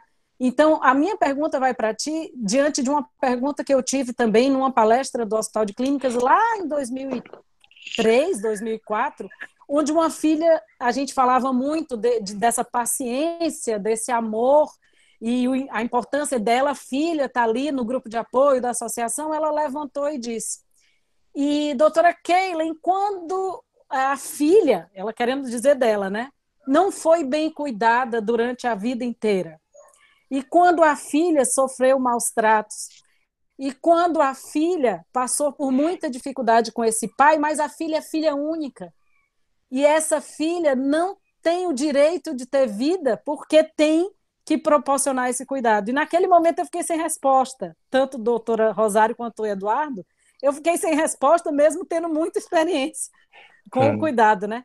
Eu dizia, ela queria, afinal, uma resposta que era: é tranquilo institucionalizar nesse momento que você já está além das suas capacidades. Mas ela queria ouvir de algum profissional, né? Então eu te pergunto, Eduardo, quando uma filha se sente nesse papel de que será que isso é obrigação realmente dela, se ela viver uma história de vida não muito satisfatória?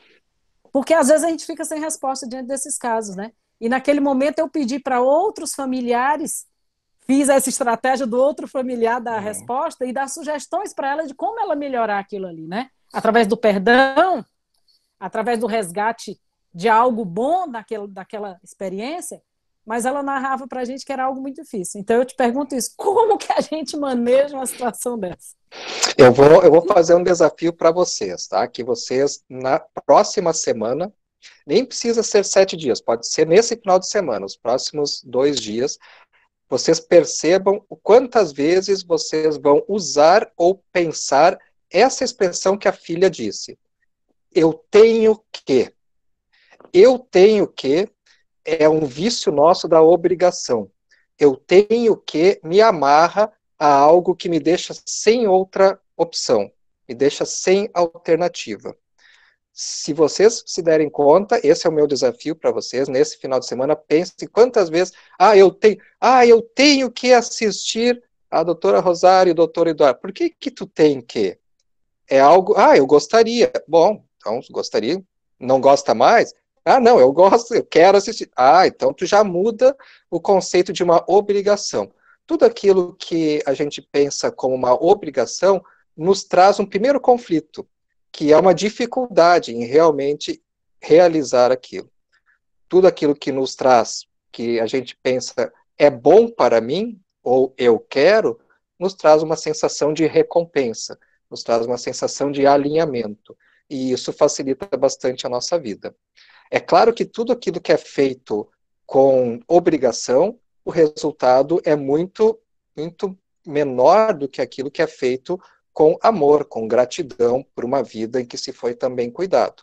Agora, se ela está vivendo isso, olha, eu não fui bem cuidada, e agora eu me sinto na obrigação de cuidar, é bom que ela possa pensar, veja, não é que ela tenha que pensar, é bom que ela possa pensar que isso vai ser um círculo vicioso que ela pode cortar.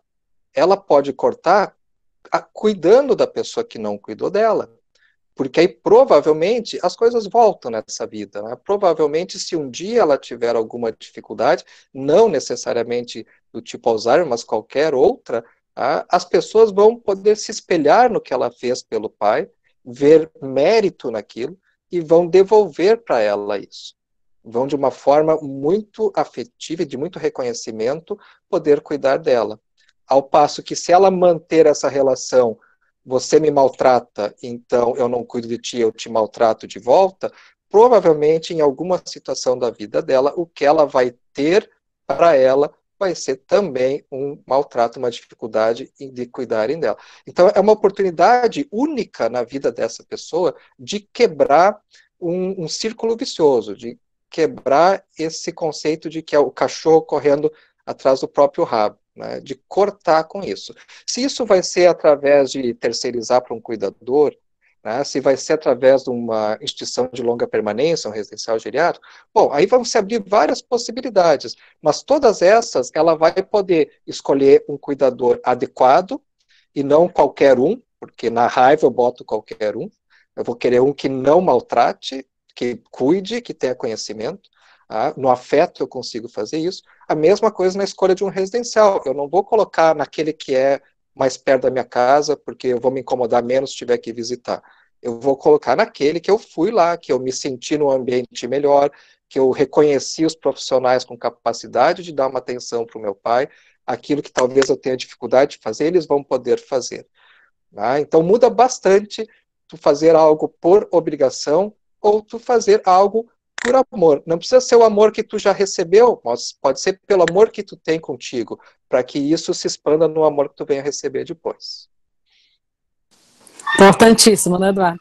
E eu me lembro que ela deixou todos, na época tinha o doutor Eduardo também, o Daura, O Daura. E, né, tinha o Daura, e geralmente quando o Daura perguntavam algo assim, que ele ficava meio sem ação, ele dizia, a terapia ocupacional vai responder, né?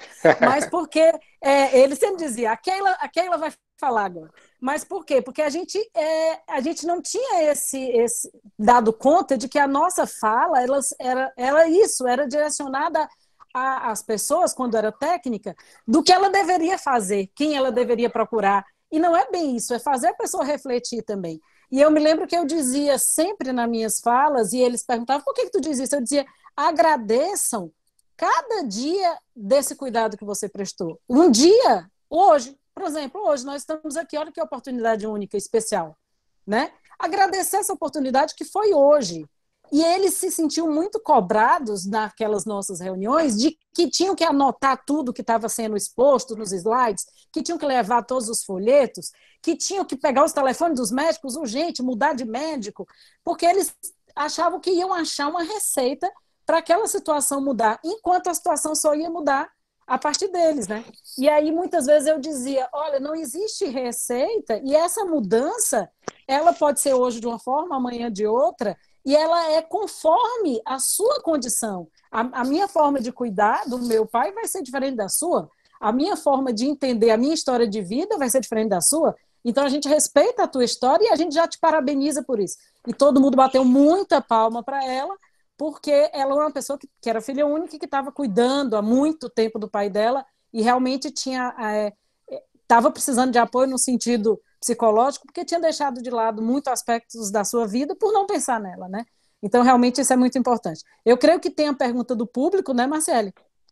E aí a gente passa uma pergunta para ti, depois a gente faz uma conversa aí com quem tu quiser conversar com a doutora Rosário também. Bom, a gente separou 3 perguntas para ti, Eduardo. A modalidade online das ações atualmente tem o mesmo alcance que as ações presenciais? Não, definitivamente não. Ela pode ter um alcance maior, porque muitas pessoas, por exemplo, o cuidador de uma pessoa com Alzheimer que está acamada, ela não pode sair naquele momento para estar presencialmente num grupo de apoio. Mas no ambiente virtual ela pode estar ouvindo e pode estar providenciando o cuidado.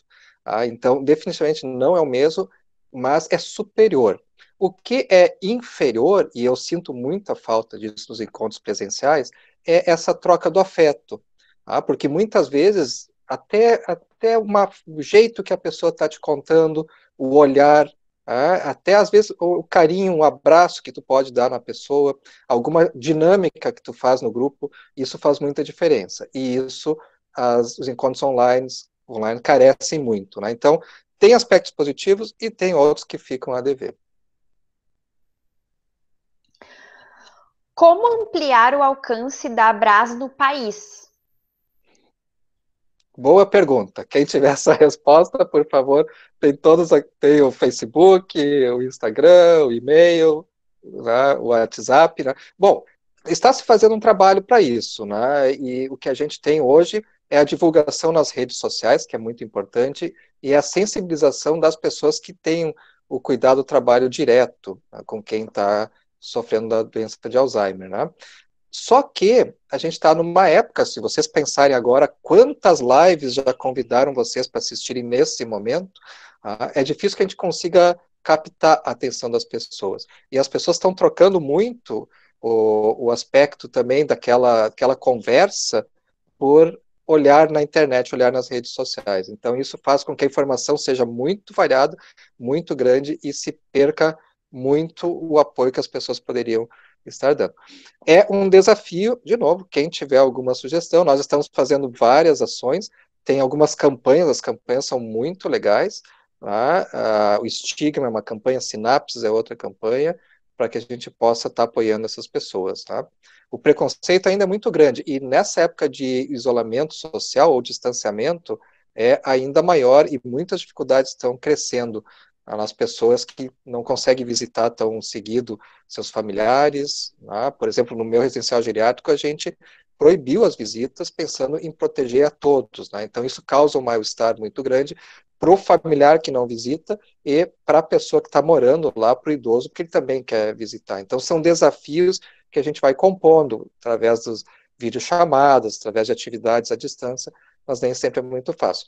É uma pergunta que eu devolvo. Quem quiser ajudar na resposta, todos podem, de forma voluntária, me ajudar nessa, ajudar a Abrace. Eduardo, a gente aqui tem essa pergunta, eu faria para ti, e é uma que eu vivo fazendo. Por que que a gente que é tão... A gente é criativo aqui, viu? A gente é danado aqui, com nosso mínimo que é a subregional, né? Mas a gente já tentou de todas as formas. Aquela foto que tu viu realmente é no Viva Campus, um evento que tem dentro da UFSM num domingo. A gente já foi para a Praça Saldanha Marinho, no centro da cidade, com o stand da Abras. Mas quando começa a ter as reuniões e o grupo de apoio, a gente não consegue ter o alcance tão amplo como a gente gostaria de ter, principalmente as famílias. Acabam chegando para nós muitos estudantes nas reuniões, acaba chegando muitos cuidadores formais de instituição de longa permanência, que acham que é importante ir, porque vão ganhar um certificado, ou porque vão aprender, e a gente fica querendo que as famílias consigam estar. Aí tu fala do estigma, e vai ter até, eu estou organizando, tá? Vou mandar para você, a semana do dia 21, né, de setembro, do Dia Mundial de Alzheimer, e vai ter um tema lá falando do estigma. E eu ainda acho que esse estigma está muito presente. Então, realmente, esse momento de pandemia que todo mundo está olhando na rede social, é importante a gente utilizar para falar sobre isso, sobre estigma, e tentar convidar as pessoas a participarem desse momento, desse movimento, para poder a Abras conseguir dar o suporte necessário. Esses telefonemas que tu, né, esses telefonemas que tu falou, a gente faz aqui, mas dentro de uma condição mínima, né? Um telefonema, como é que você está? Olha só que interessante, faz uns 3 anos que eu tenho pensado bastante nisso, quando eu vou num parque no final de semana, vou numa praça, enfim, quantas pessoas a gente observa na praça nos finais de semana? Lotado a praça. Quantas pessoas a gente enxerga levando os filhos nos carrinhos? Muitas pessoas. Brincando com as crianças, levando os cachorros para passear? Muitas pessoas. Quantas pessoas a gente enxerga levando um idoso com Alzheimer? Conta nos dedos de uma mão. É muito raro. Ao ponto que uma vez eu vi isso numa praça perto da minha casa, eu sentei do lado da pessoa e disse, olha, que legal que tu estás trazendo ele aqui. E ela começou a me contar a história. Ela tinha facilidade de morar na frente dessa praça. E era o momento em que ela desligava um pouco daquele fervo da cidade, né, da grande capital, e era pesado, então ela entrava em contato com a natureza, e ao mesmo tempo também entrava em contato com o pai dela, e era um momento prazeroso para ela. Agora, o quanto isso está na nossa cultura, levar os nossos pais para passear num parque, numa praça, muito pouco. Então, acho que é por aí também o desafio, né? Mudar a nossa consciência, a nossa cultura, desmanchar esse estigma. Agora que o senhor comentou isso, eu sou terapeuta ocupacional, eu trabalho numa instituição de longa permanência aqui em Santa Maria, e a nossa equipe multi organiza esses passeios, assim, ao ar livre, né, com os idosos. E agora tu falou isso e eu me lembrei, não foram uma, não foram duas, não foram três, não foram 4 vezes que a gente levou, né, para passear essas pessoas, e as pessoas chegavam, nossa, vocês estão passeando, sabe, com esse discurso. Então, agora me remeteu a fazer esse comentário. Eu lembrei agora, me atravessando um pouco, daquele filme Elsa e Fred. Tem 2 versões já do filme, tem 2 edições, mas lá na primeira, que lotou os cinemas, e a cena em que a Elsa e o Fred se beijam, o cinema todo cai em exclamação, dizendo assim, que lindo! E eu me pergunto, que diferença tem? Por que é tão surpreendente o beijo da Elsa e o Fred? Um namoro entre 2 pessoas, porque eles têm mais idade, porque eles são velhos? Por que os velhos não podem? Por que é tão impressionante 2 velhos se dando um beijo? Está dentro desse espanto que as pessoas têm com as coisas mais simples da vida, que acontecem em todas as idades. Exatamente. E daí a gente entra, né, sobre essa questão que a gente conversou com a Maria do Rosário, e tu também trouxe na fala, sobre o preconceito, né? Eduardo, tem uma última pergunta para ti. Como o estudante universitário pode participar das ações da Abras? Ótimo, vamos lá. Então, aí a gente já junta um pouco com as outras duas perguntas, né? Isso é bem importante. Santa Maria, eu olho como um modelo nisso, né? Que consegue reunir os estudantes e a universidade, né? É muito simples, é entrando em contato com a gente. Nós temos muito trabalho, nós temos poucas mãos para tocar esse trabalho, então pode ser estudante de marketing, a gente precisa de alguém que nos ajude nas redes sociais. Volta e meia eu estou publicando lá, eu, médico, estou escrevendo uma publicação. Que bom que eu não preciso escrever com caneta, porque letra do médico ninguém ia entender na mídia social, mas pode ser estudante de publicidade, pode ser estudante de direito, né? A doutora Rosário está aí, pode trazer também, ir atrás de que linhas que a gente tem para ajudar as pessoas no direito, como é que funciona a interdição, enfim, de psicologia, nossa, muito, da terapia ocupacional, da medicina, de qualquer área, arquitetura pode nos ajudar a como redesenhar a casa para que o idoso não bata a canela no móvel que está no meio, as mesas de centro, não tropece nela, caia, não tropece no tapete, tenha uma fratura, a questão da luminosidade da casa. Então, em todas as áreas, né, os estudantes, que são pessoas, em geral, com muita energia e muitas ideias, vão contribuir muito. Basta nos enviar uma mensagem, Facebook, Instagram, e-mail ou WhatsApp. Nós estamos ansiosos para ter pessoas nos ajudando.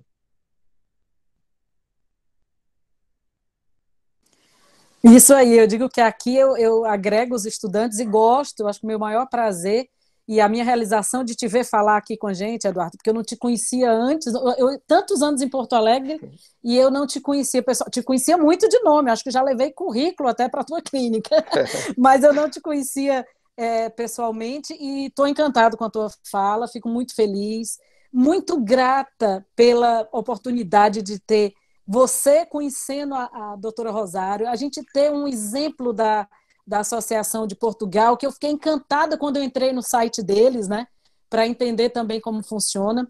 A Abras, ela faz parte da minha história de vida simplesmente há 25 anos, desde a minha época de graduação, né, então eu sempre, eu pagava os boletinhos ainda das antigas, que tinha uma contribuição, né, não sei se tu pegou essa fase há muito tempo, a gente recebia um folheto, um jornalzinho em casa.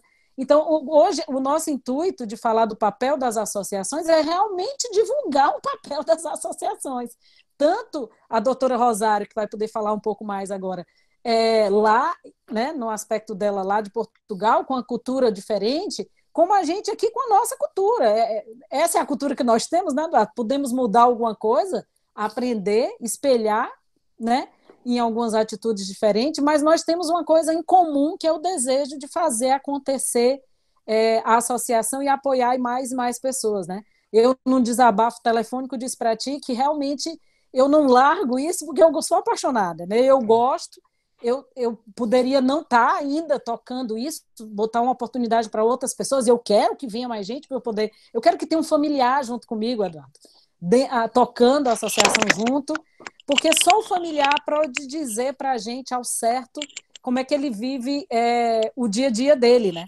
Então, eu estou muito feliz, a Marciele deve estar assim, muito feliz também, a Marciele faz parte aqui da Abras Subregional Santa Maria, a Tuane deve estar muito feliz ouvindo, todo mundo que faz parte deve estar assim, que coisa boa ouvir essa experiência. E queria ouvir um recadinho de vocês, que são 19h35, tanto o seu quanto da doutora Rosário, e depois passa a palavra para a Marciele, né, Marciele? Que tu tem a condução aí do final do evento. Mas sem palavras para agradecer o meu abraço virtual, eu também sinto falta do abraço, das reuniões, do grupo. O grupo acaba sendo uma família para a gente, né? Então, passa a palavra para ti e depois para a doutora Rosário.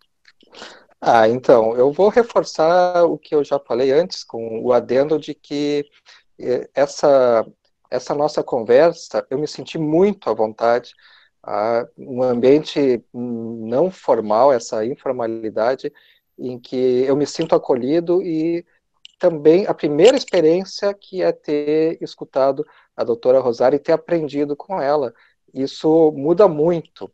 A fala do nós, ao invés da fala eles, é algo que eu tenho trabalhado isso no meu residencial para enfrentar a pandemia, quando os familiares dizem assim, vocês já fizeram as precauções, como vocês? quando vem um fiscal da vigilância sanitária, o que vocês estão fazendo? Não, nós, né? E da mesma coisa os funcionários, né?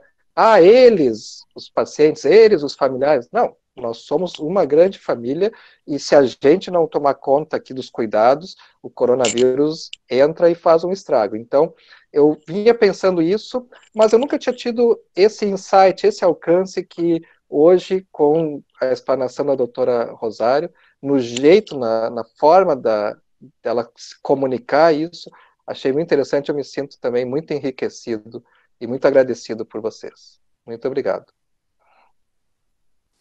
Doutora Maria Rosário, um recadinho para a gente. Foi muito, muito bom participar nesta reunião. Estava toda a gente muito bem disposta e bem enturmada, não é? Como vocês costumam dizer. Contem comigo e com Alzheimer Portugal. Acho que temos todos a ganhar em partilhar as nossas experiências. Porque é que eu falo muito em nós? Porque, na verdade, nós não sabemos qual é que vai ser o nosso futuro e pode acontecer a qualquer um de nós, não é? E penso muito por que forma é que eu posso continuar a conduzir a minha vida se as minhas capacidades ficarem comprometidas. E acho que é importante passar esta mensagem para todos nós nos sentirmos envolvidos para transformar a sociedade, a forma como nós olhamos para as pessoas com demência e mesmo para os cuidadores, ou seja, aquilo que vocês falaram várias vezes, o combater o estigma. Foi muito, muito bom estar aqui assim. Aprendi também muito convosco, com a Keila, com o Eduardo, com todos, e até sempre. Márcia, agora é com você. Ai, muito obrigada. Gente. Eu fiquei muito emocionada e feliz de ouvir vocês dois, Eduardo, Rosário e a Keila também, que é a minha professora, que eu tenho muito orgulho de ter perto de mim. Mas eu queria muito agradecer vocês, a Rosário e o Eduardo, por estarem disponíveis aqui, né? Foi muito construtivo e, como o Eduardo falou, eu acho que foi bem legal. A gente acredita que e espera que as pessoas que estejam nos ouvindo também, né, tenham sentido isso. Então, muito obrigada, né? Em nome de todos os meus colegas, eu agradeço a participação de vocês aqui hoje. Obrigada. Muito legal. Márcia, agora apresenta teus colegas, né? Claro, gente. Agora eu quero apresentar para vocês, então, a equipe do Programa de Apoio aos Cuidadores da Terapia Ocupacional, que promoveu esse evento. A gente se empenhou bastante, né, para organizar esse evento. E a gente, todos nós, né, estamos muito felizes por ter conseguido isso. Hoje é o último dia, foram 10 dias bem intensos e bem com bastante conhecimento, então a gente está muito feliz. Bom, então eu vou apresentar. A nossa professora coordenadora Keila, né, que falou agora há pouco. As terapeutas ocupacionais voluntárias. A Andressa, dá um oi, Andressa. Oi. A Tuane. Cadê a Tuane? Olá. Eu, a Marciele, que também sou terapeuta. Apareceu. Eu, que sou também terapeuta ocupacional voluntária. E agora os discentes de terapia ocupacional. A Rafaela. Cadê a Rafa?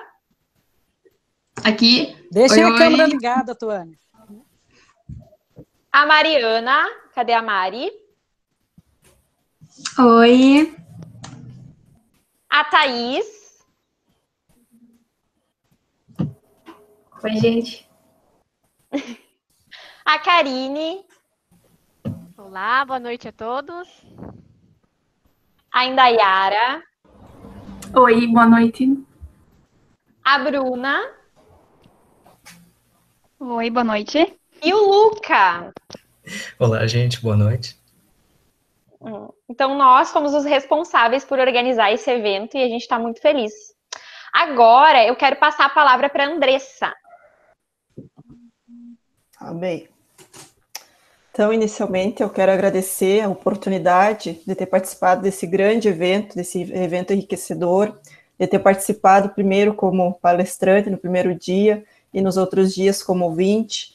Parabenizar e agradecer a cada um da equipe do Pacto, a cada um, né, que é tão dedicado e empenhado, né, que fez esse evento acontecer, mas também, em nome das colegas de profissão, dos estudantes que participaram do programa, eu quero fazer um agradecimento especial para alguém que é mais que especial para nós. É uma pessoa que nos incentiva, que acredita, que aposta, que investe, que nos empurra para que a gente ocupe os lugares, que a gente ocupe espaço, né, profissionalmente, e na nossa caminhada na vida, que sonha conosco, né, que mostra direções e caminhos que tornam cada sonho uma realidade, que é possível a gente vivenciar, que é possível a gente crescer profissionalmente e na nossa vida. É uma pessoa que nunca nos vê apenas como alunos, né, que nos vê e mostra, né, para cada um de nós um potencial que a gente às vezes nem imagina e o quão longe a gente pode ir. Então, professora Keila, né, mais que uma professora, uma amiga, uma apoiadora, mais que uma referência profissional, uma referência de pessoa, né, pessoa, as palavras são poucas para descrever tanta gratidão e carinho por você. Tu não precisaria fazer nada disso, de se envolver com o evento, né, de estar indo atrás, assim, e nos puxando, e puxando essa galera aí, porque tu já tem todo o teu espaço profissional, mas essa não é tu. Tu se envolve, tu tem grandes projetos, tu nos inclui nos projetos, tu é empolgada, empolga a gente e torna tudo possível, nos mostra que é possível. Então, incluindo até quem já se formou e mudou de cidade, nem eu, né, para fazer parte dos teus projetos. Então, nosso muito, muito obrigada por ser quem tu é. E cada um hoje preparou um agradecimento particular, pessoal, para colocar em palavras o nosso agradecimento, mas elas ainda são insuficientes para o tamanho da nossa gratidão a ti. Passo para a Tuane, então. Bom, e a pessoa chorando. Agradecer. Eu quero agradecer a professora Keila. Ela sabe que ela vai além de uma professora, ela é uma segunda mãe. A Keila acreditou em mim, ela sabe da história, e ela acreditou em mim no momento que eu acho que nem eu acreditava que eu ia ser terapeuta ocupacional. Foi uma cartinha de intenção para entrar no projeto Pacto que me alavancou para eu ser terapeuta ocupacional, né? Como eu sou nesse momento. Então, eu só tenho que agradecer a Keila, a ela, que espero que eu possa ser a metade do ser humano que ela é, porque essa professora, ela é incrível, é um ser iluminado, então eu só tenho que agradecer, porque o meu agradecimento a ela é eterno mesmo. Passar a palavra, não sei para quem agora que é.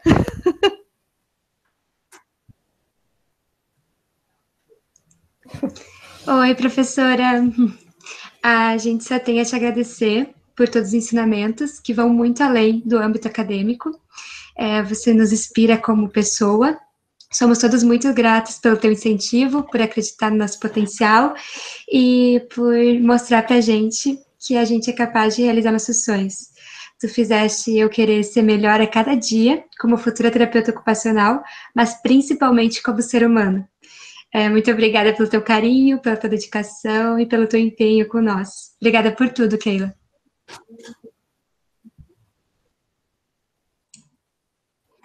Que lindo, gente! Vocês não existem.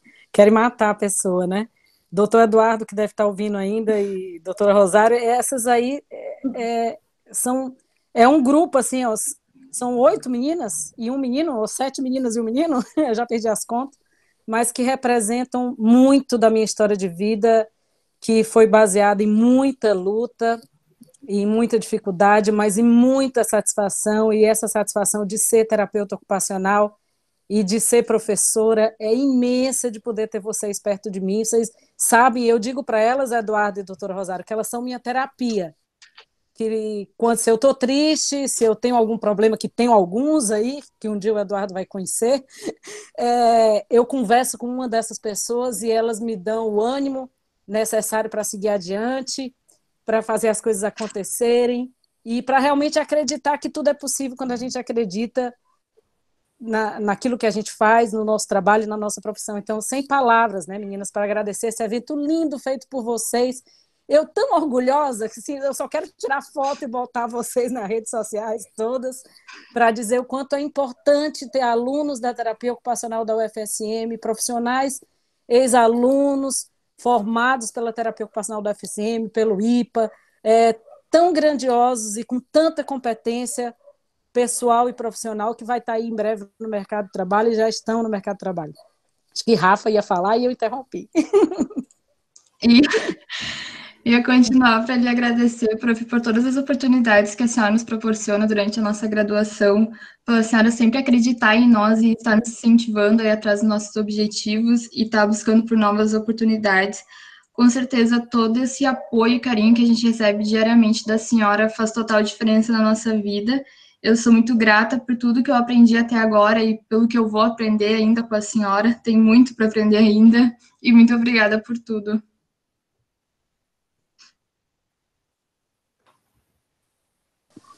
Linda! Essa é minha orientanda de TCC, pessoal. Linda! Uma futura pesquisadora. É muito difícil explicar com poucas palavras todo o nosso amor, carinho e gratidão a ti, prof, que é não só uma professora, mas uma grande amiga. E eu nunca vou ter palavras suficientes para agradecer tudo que tu fizeste, não só por mim, mas como todos nós. Obrigada por sempre nos acolher com tanto amor, com tanto afeto, com tanta alegria, sempre nos incentivando e motivando a nunca nós desistirmos dos nossos sonhos.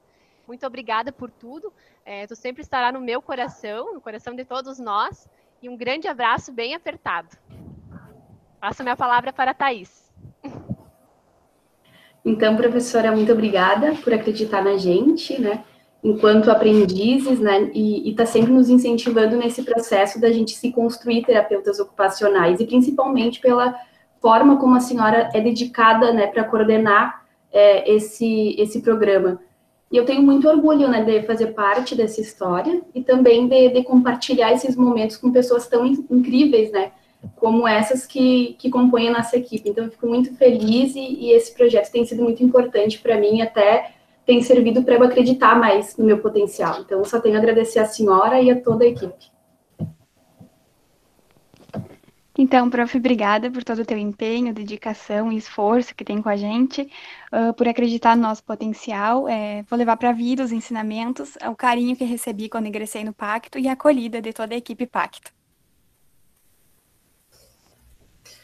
Então, professora Keila, obrigado por todos os momentos de apoio e amizade, por acreditar em nós, todos nós, e promover sempre uma atmosfera de afeto e profundo conhecimento. Com muito cuidado, amor e carinho. Você nos desafia, incentiva, inspira e, ao mesmo tempo, faz com que nós nos sentimos amados. Muito obrigado por tudo. Passo minha palavra à Indaiara. Prof, eu agradeço imensamente por todas as palavras de afeto, por todo o suporte de hoje e sempre. Felizmente, eu não encontrei só uma professora, né? Eu encontrei uma amiga, eu encontrei uma parceira para conversas, para falar de aula, para falar de outros tópicos. E a senhora sempre olha com aquela visão focada no protagonismo do aluno, que é algo que coloca a gente em cada lugar incrível, que fez a gente construir esse evento lindo. Uma das tantas atividades que só foram possíveis porque a senhora tem esse amor por ensinar, pela gerontologia, pelo cuidador, pela terapia ocupacional e, é claro, por todos nós. Então, eu só tenho a agradecer muito por tudo que a senhora faz por nós. Ai, gente, quer me matar. Prof, deixa eu falar. Ai, vai me matar. Coisa linda. Olha só, sempre que eu tenho a oportunidade de te agradecer, eu sempre te agradeço. E hoje não ia ser diferente. Gratidão por todo o incentivo que a senhora me deu quando eu estava na graduação e por todo o apoio, por todo o amor e por todo o carinho que a senhora me deu depois de formada. Eu já te falei isso antes, mas eu vou repetir agora para todo mundo. A senhora é uma mãe para mim. É uma mãe que a terapia ocupacional me deu. E quando a gente busca lá o que significa ser mãe, significa dedicar seu tempo, pensamento, dar todo o seu coração, o seu amor para levar os seus filhos adiante e ensiná-los. E é isso que a senhora faz por mim e faz por eles também. Então, eu te agradeço assim, ó, com todo o meu amor e com todo o meu carinho, tá? Por tudo que a senhora fez por mim e ainda faz e ainda vai fazer, eu sei. Então, muito obrigada por tudo, muito obrigada por tanto, muito obrigada por estar aqui e por proporcionar tudo isso aqui para nós, porque por conta da senhora que isso está acontecendo, tá? Agora, o seu marido vai lhe entregar uma lembrancinha.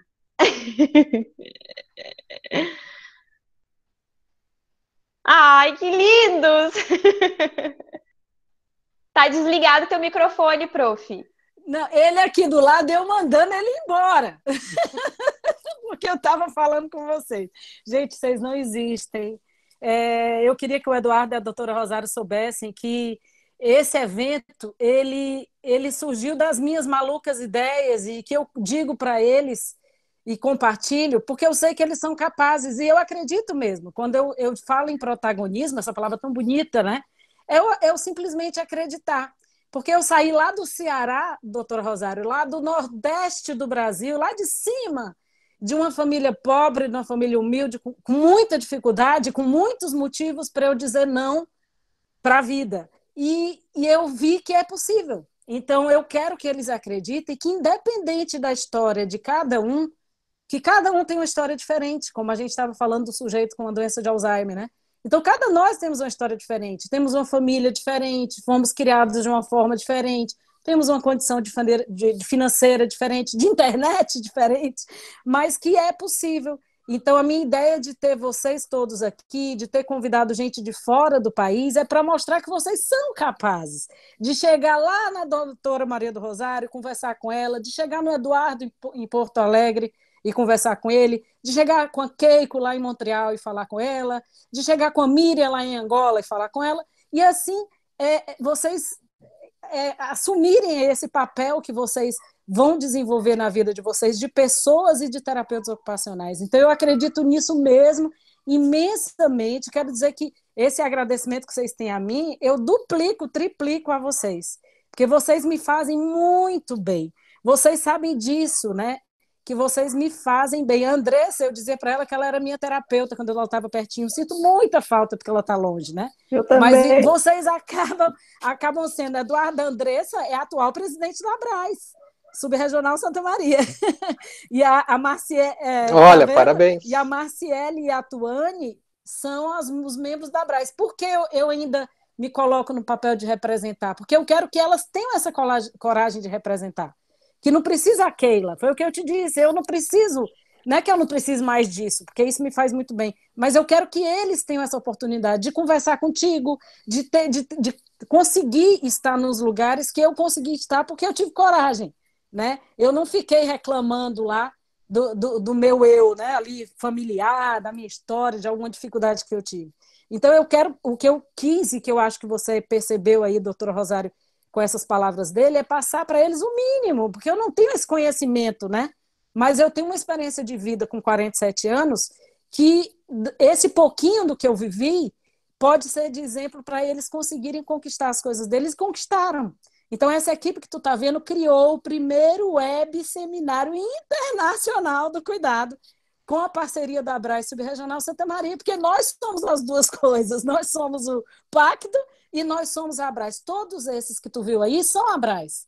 Eles vão lá no centro, no auditório da universidade, apoiar os familiares, receber um a um, fazer as dinâmicas de grupo, ouvir. Então, assim, eu queria que tu tivesse um dia aqui em Santa Maria para tu ver o amor que esses estudantes também têm pela profissão. Então, agradeço imensamente. Olha que eu sou meio firme, assim, para não chorar, mas esses filhos do coração me fizeram chorar e eu tenho muito orgulho de vocês e vocês sabem que podem contar sempre comigo, assim como as profissionais, né? Mônica estava ouvindo, Mônica que está em Portugal, é uma amiga de muitos anos, tem feito muitas parcerias comigo e é isso que eu quero ter parcerias, Eduardo e doutora Rosário, com pessoas que veem um outro e não só assim. E eu vi em vocês dois isso, né, em toda essa fala. Isso é tão importante e a gente fica muito feliz em tê-los aqui. Obrigada, pessoal. Não precisa agradecer, a senhora merece. Agora a gente quer lhe convidar para dar um abraço virtual, né, pessoal? Um alto abraço. Que delícia. A gente possa se encontrar para poder dar esse abraço e que tudo isso amenize e acalme e a gente consiga fazer isso, né? Breve. Bom, a gente precisa encerrar. É isso. Então eu vou dar os recados finais aqui. Tá? Ai, então... o meu presente! Que lindo! Gente, Lindo, que né? lindo meu presente! O filho, o pacto tá aqui, que coisa boa. Que bom que a senhora gostou. A gente fica feliz.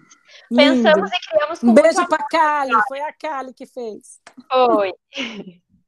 Bom, então, novamente, em nome de toda a comissão que está aqui presente, a gente gostaria de agradecer, então, a disponibilidade de todos os palestrantes que tiveram, né? Cada um contribuiu com a formação de todos nós, né? Uma construção de conhecimentos relacionados ao cuidado, que foi muito importante. Então, agora uns lembretes.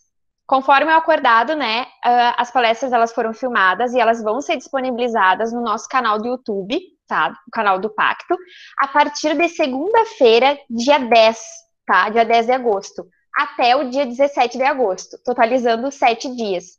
Então, a gente vai enviar um link de acesso por e-mail para os inscritos, tá? Certo? Então, vamos lembrar que para confirmar sua presença, a gente tem que preencher o formulário que foi enviado pelo chat, a Rafaela enviou, e também está disponível pelo e-mail até às 22 horas, certo? O certificado ele vai ser gerado pelo Centro de Processamento de Dados da Universidade Federal de Santa Maria e tem um prazo máximo de 30 dias. Então, vocês vão receber um link, tá? Para vocês terem acesso ao certificado por e-mail, certo? A gente quer fazer um agradecimento especial ao Farol por ter nos dado toda essa ajuda e esse suporte, né, para transmitir esse evento, e em especial ao Laiser, que esteve aqui conosco durante esses 10 dias e forneceu todo o suporte necessário. Certo, Laiser? Então, muito obrigada. Novamente, então, em nome de todo mundo, a gente agradece a todos os ouvintes que estiveram aqui conosco. A gente espera que vocês tenham aprendido bastante, assim como nós também aprendemos. E gostaríamos de agradecer de novo a Keila, né? E a tudo isso que tu nos proporcionou, certo? Então, assim, a gente encerra o nosso primeiro web seminário internacional do cuidado, que foi um evento programado pelo Programa de Apoio aos Cuidadores da Terapia Ocupacional, Pacto. A gente agradece a presença de todo mundo e deseja uma boa noite. Muito obrigada.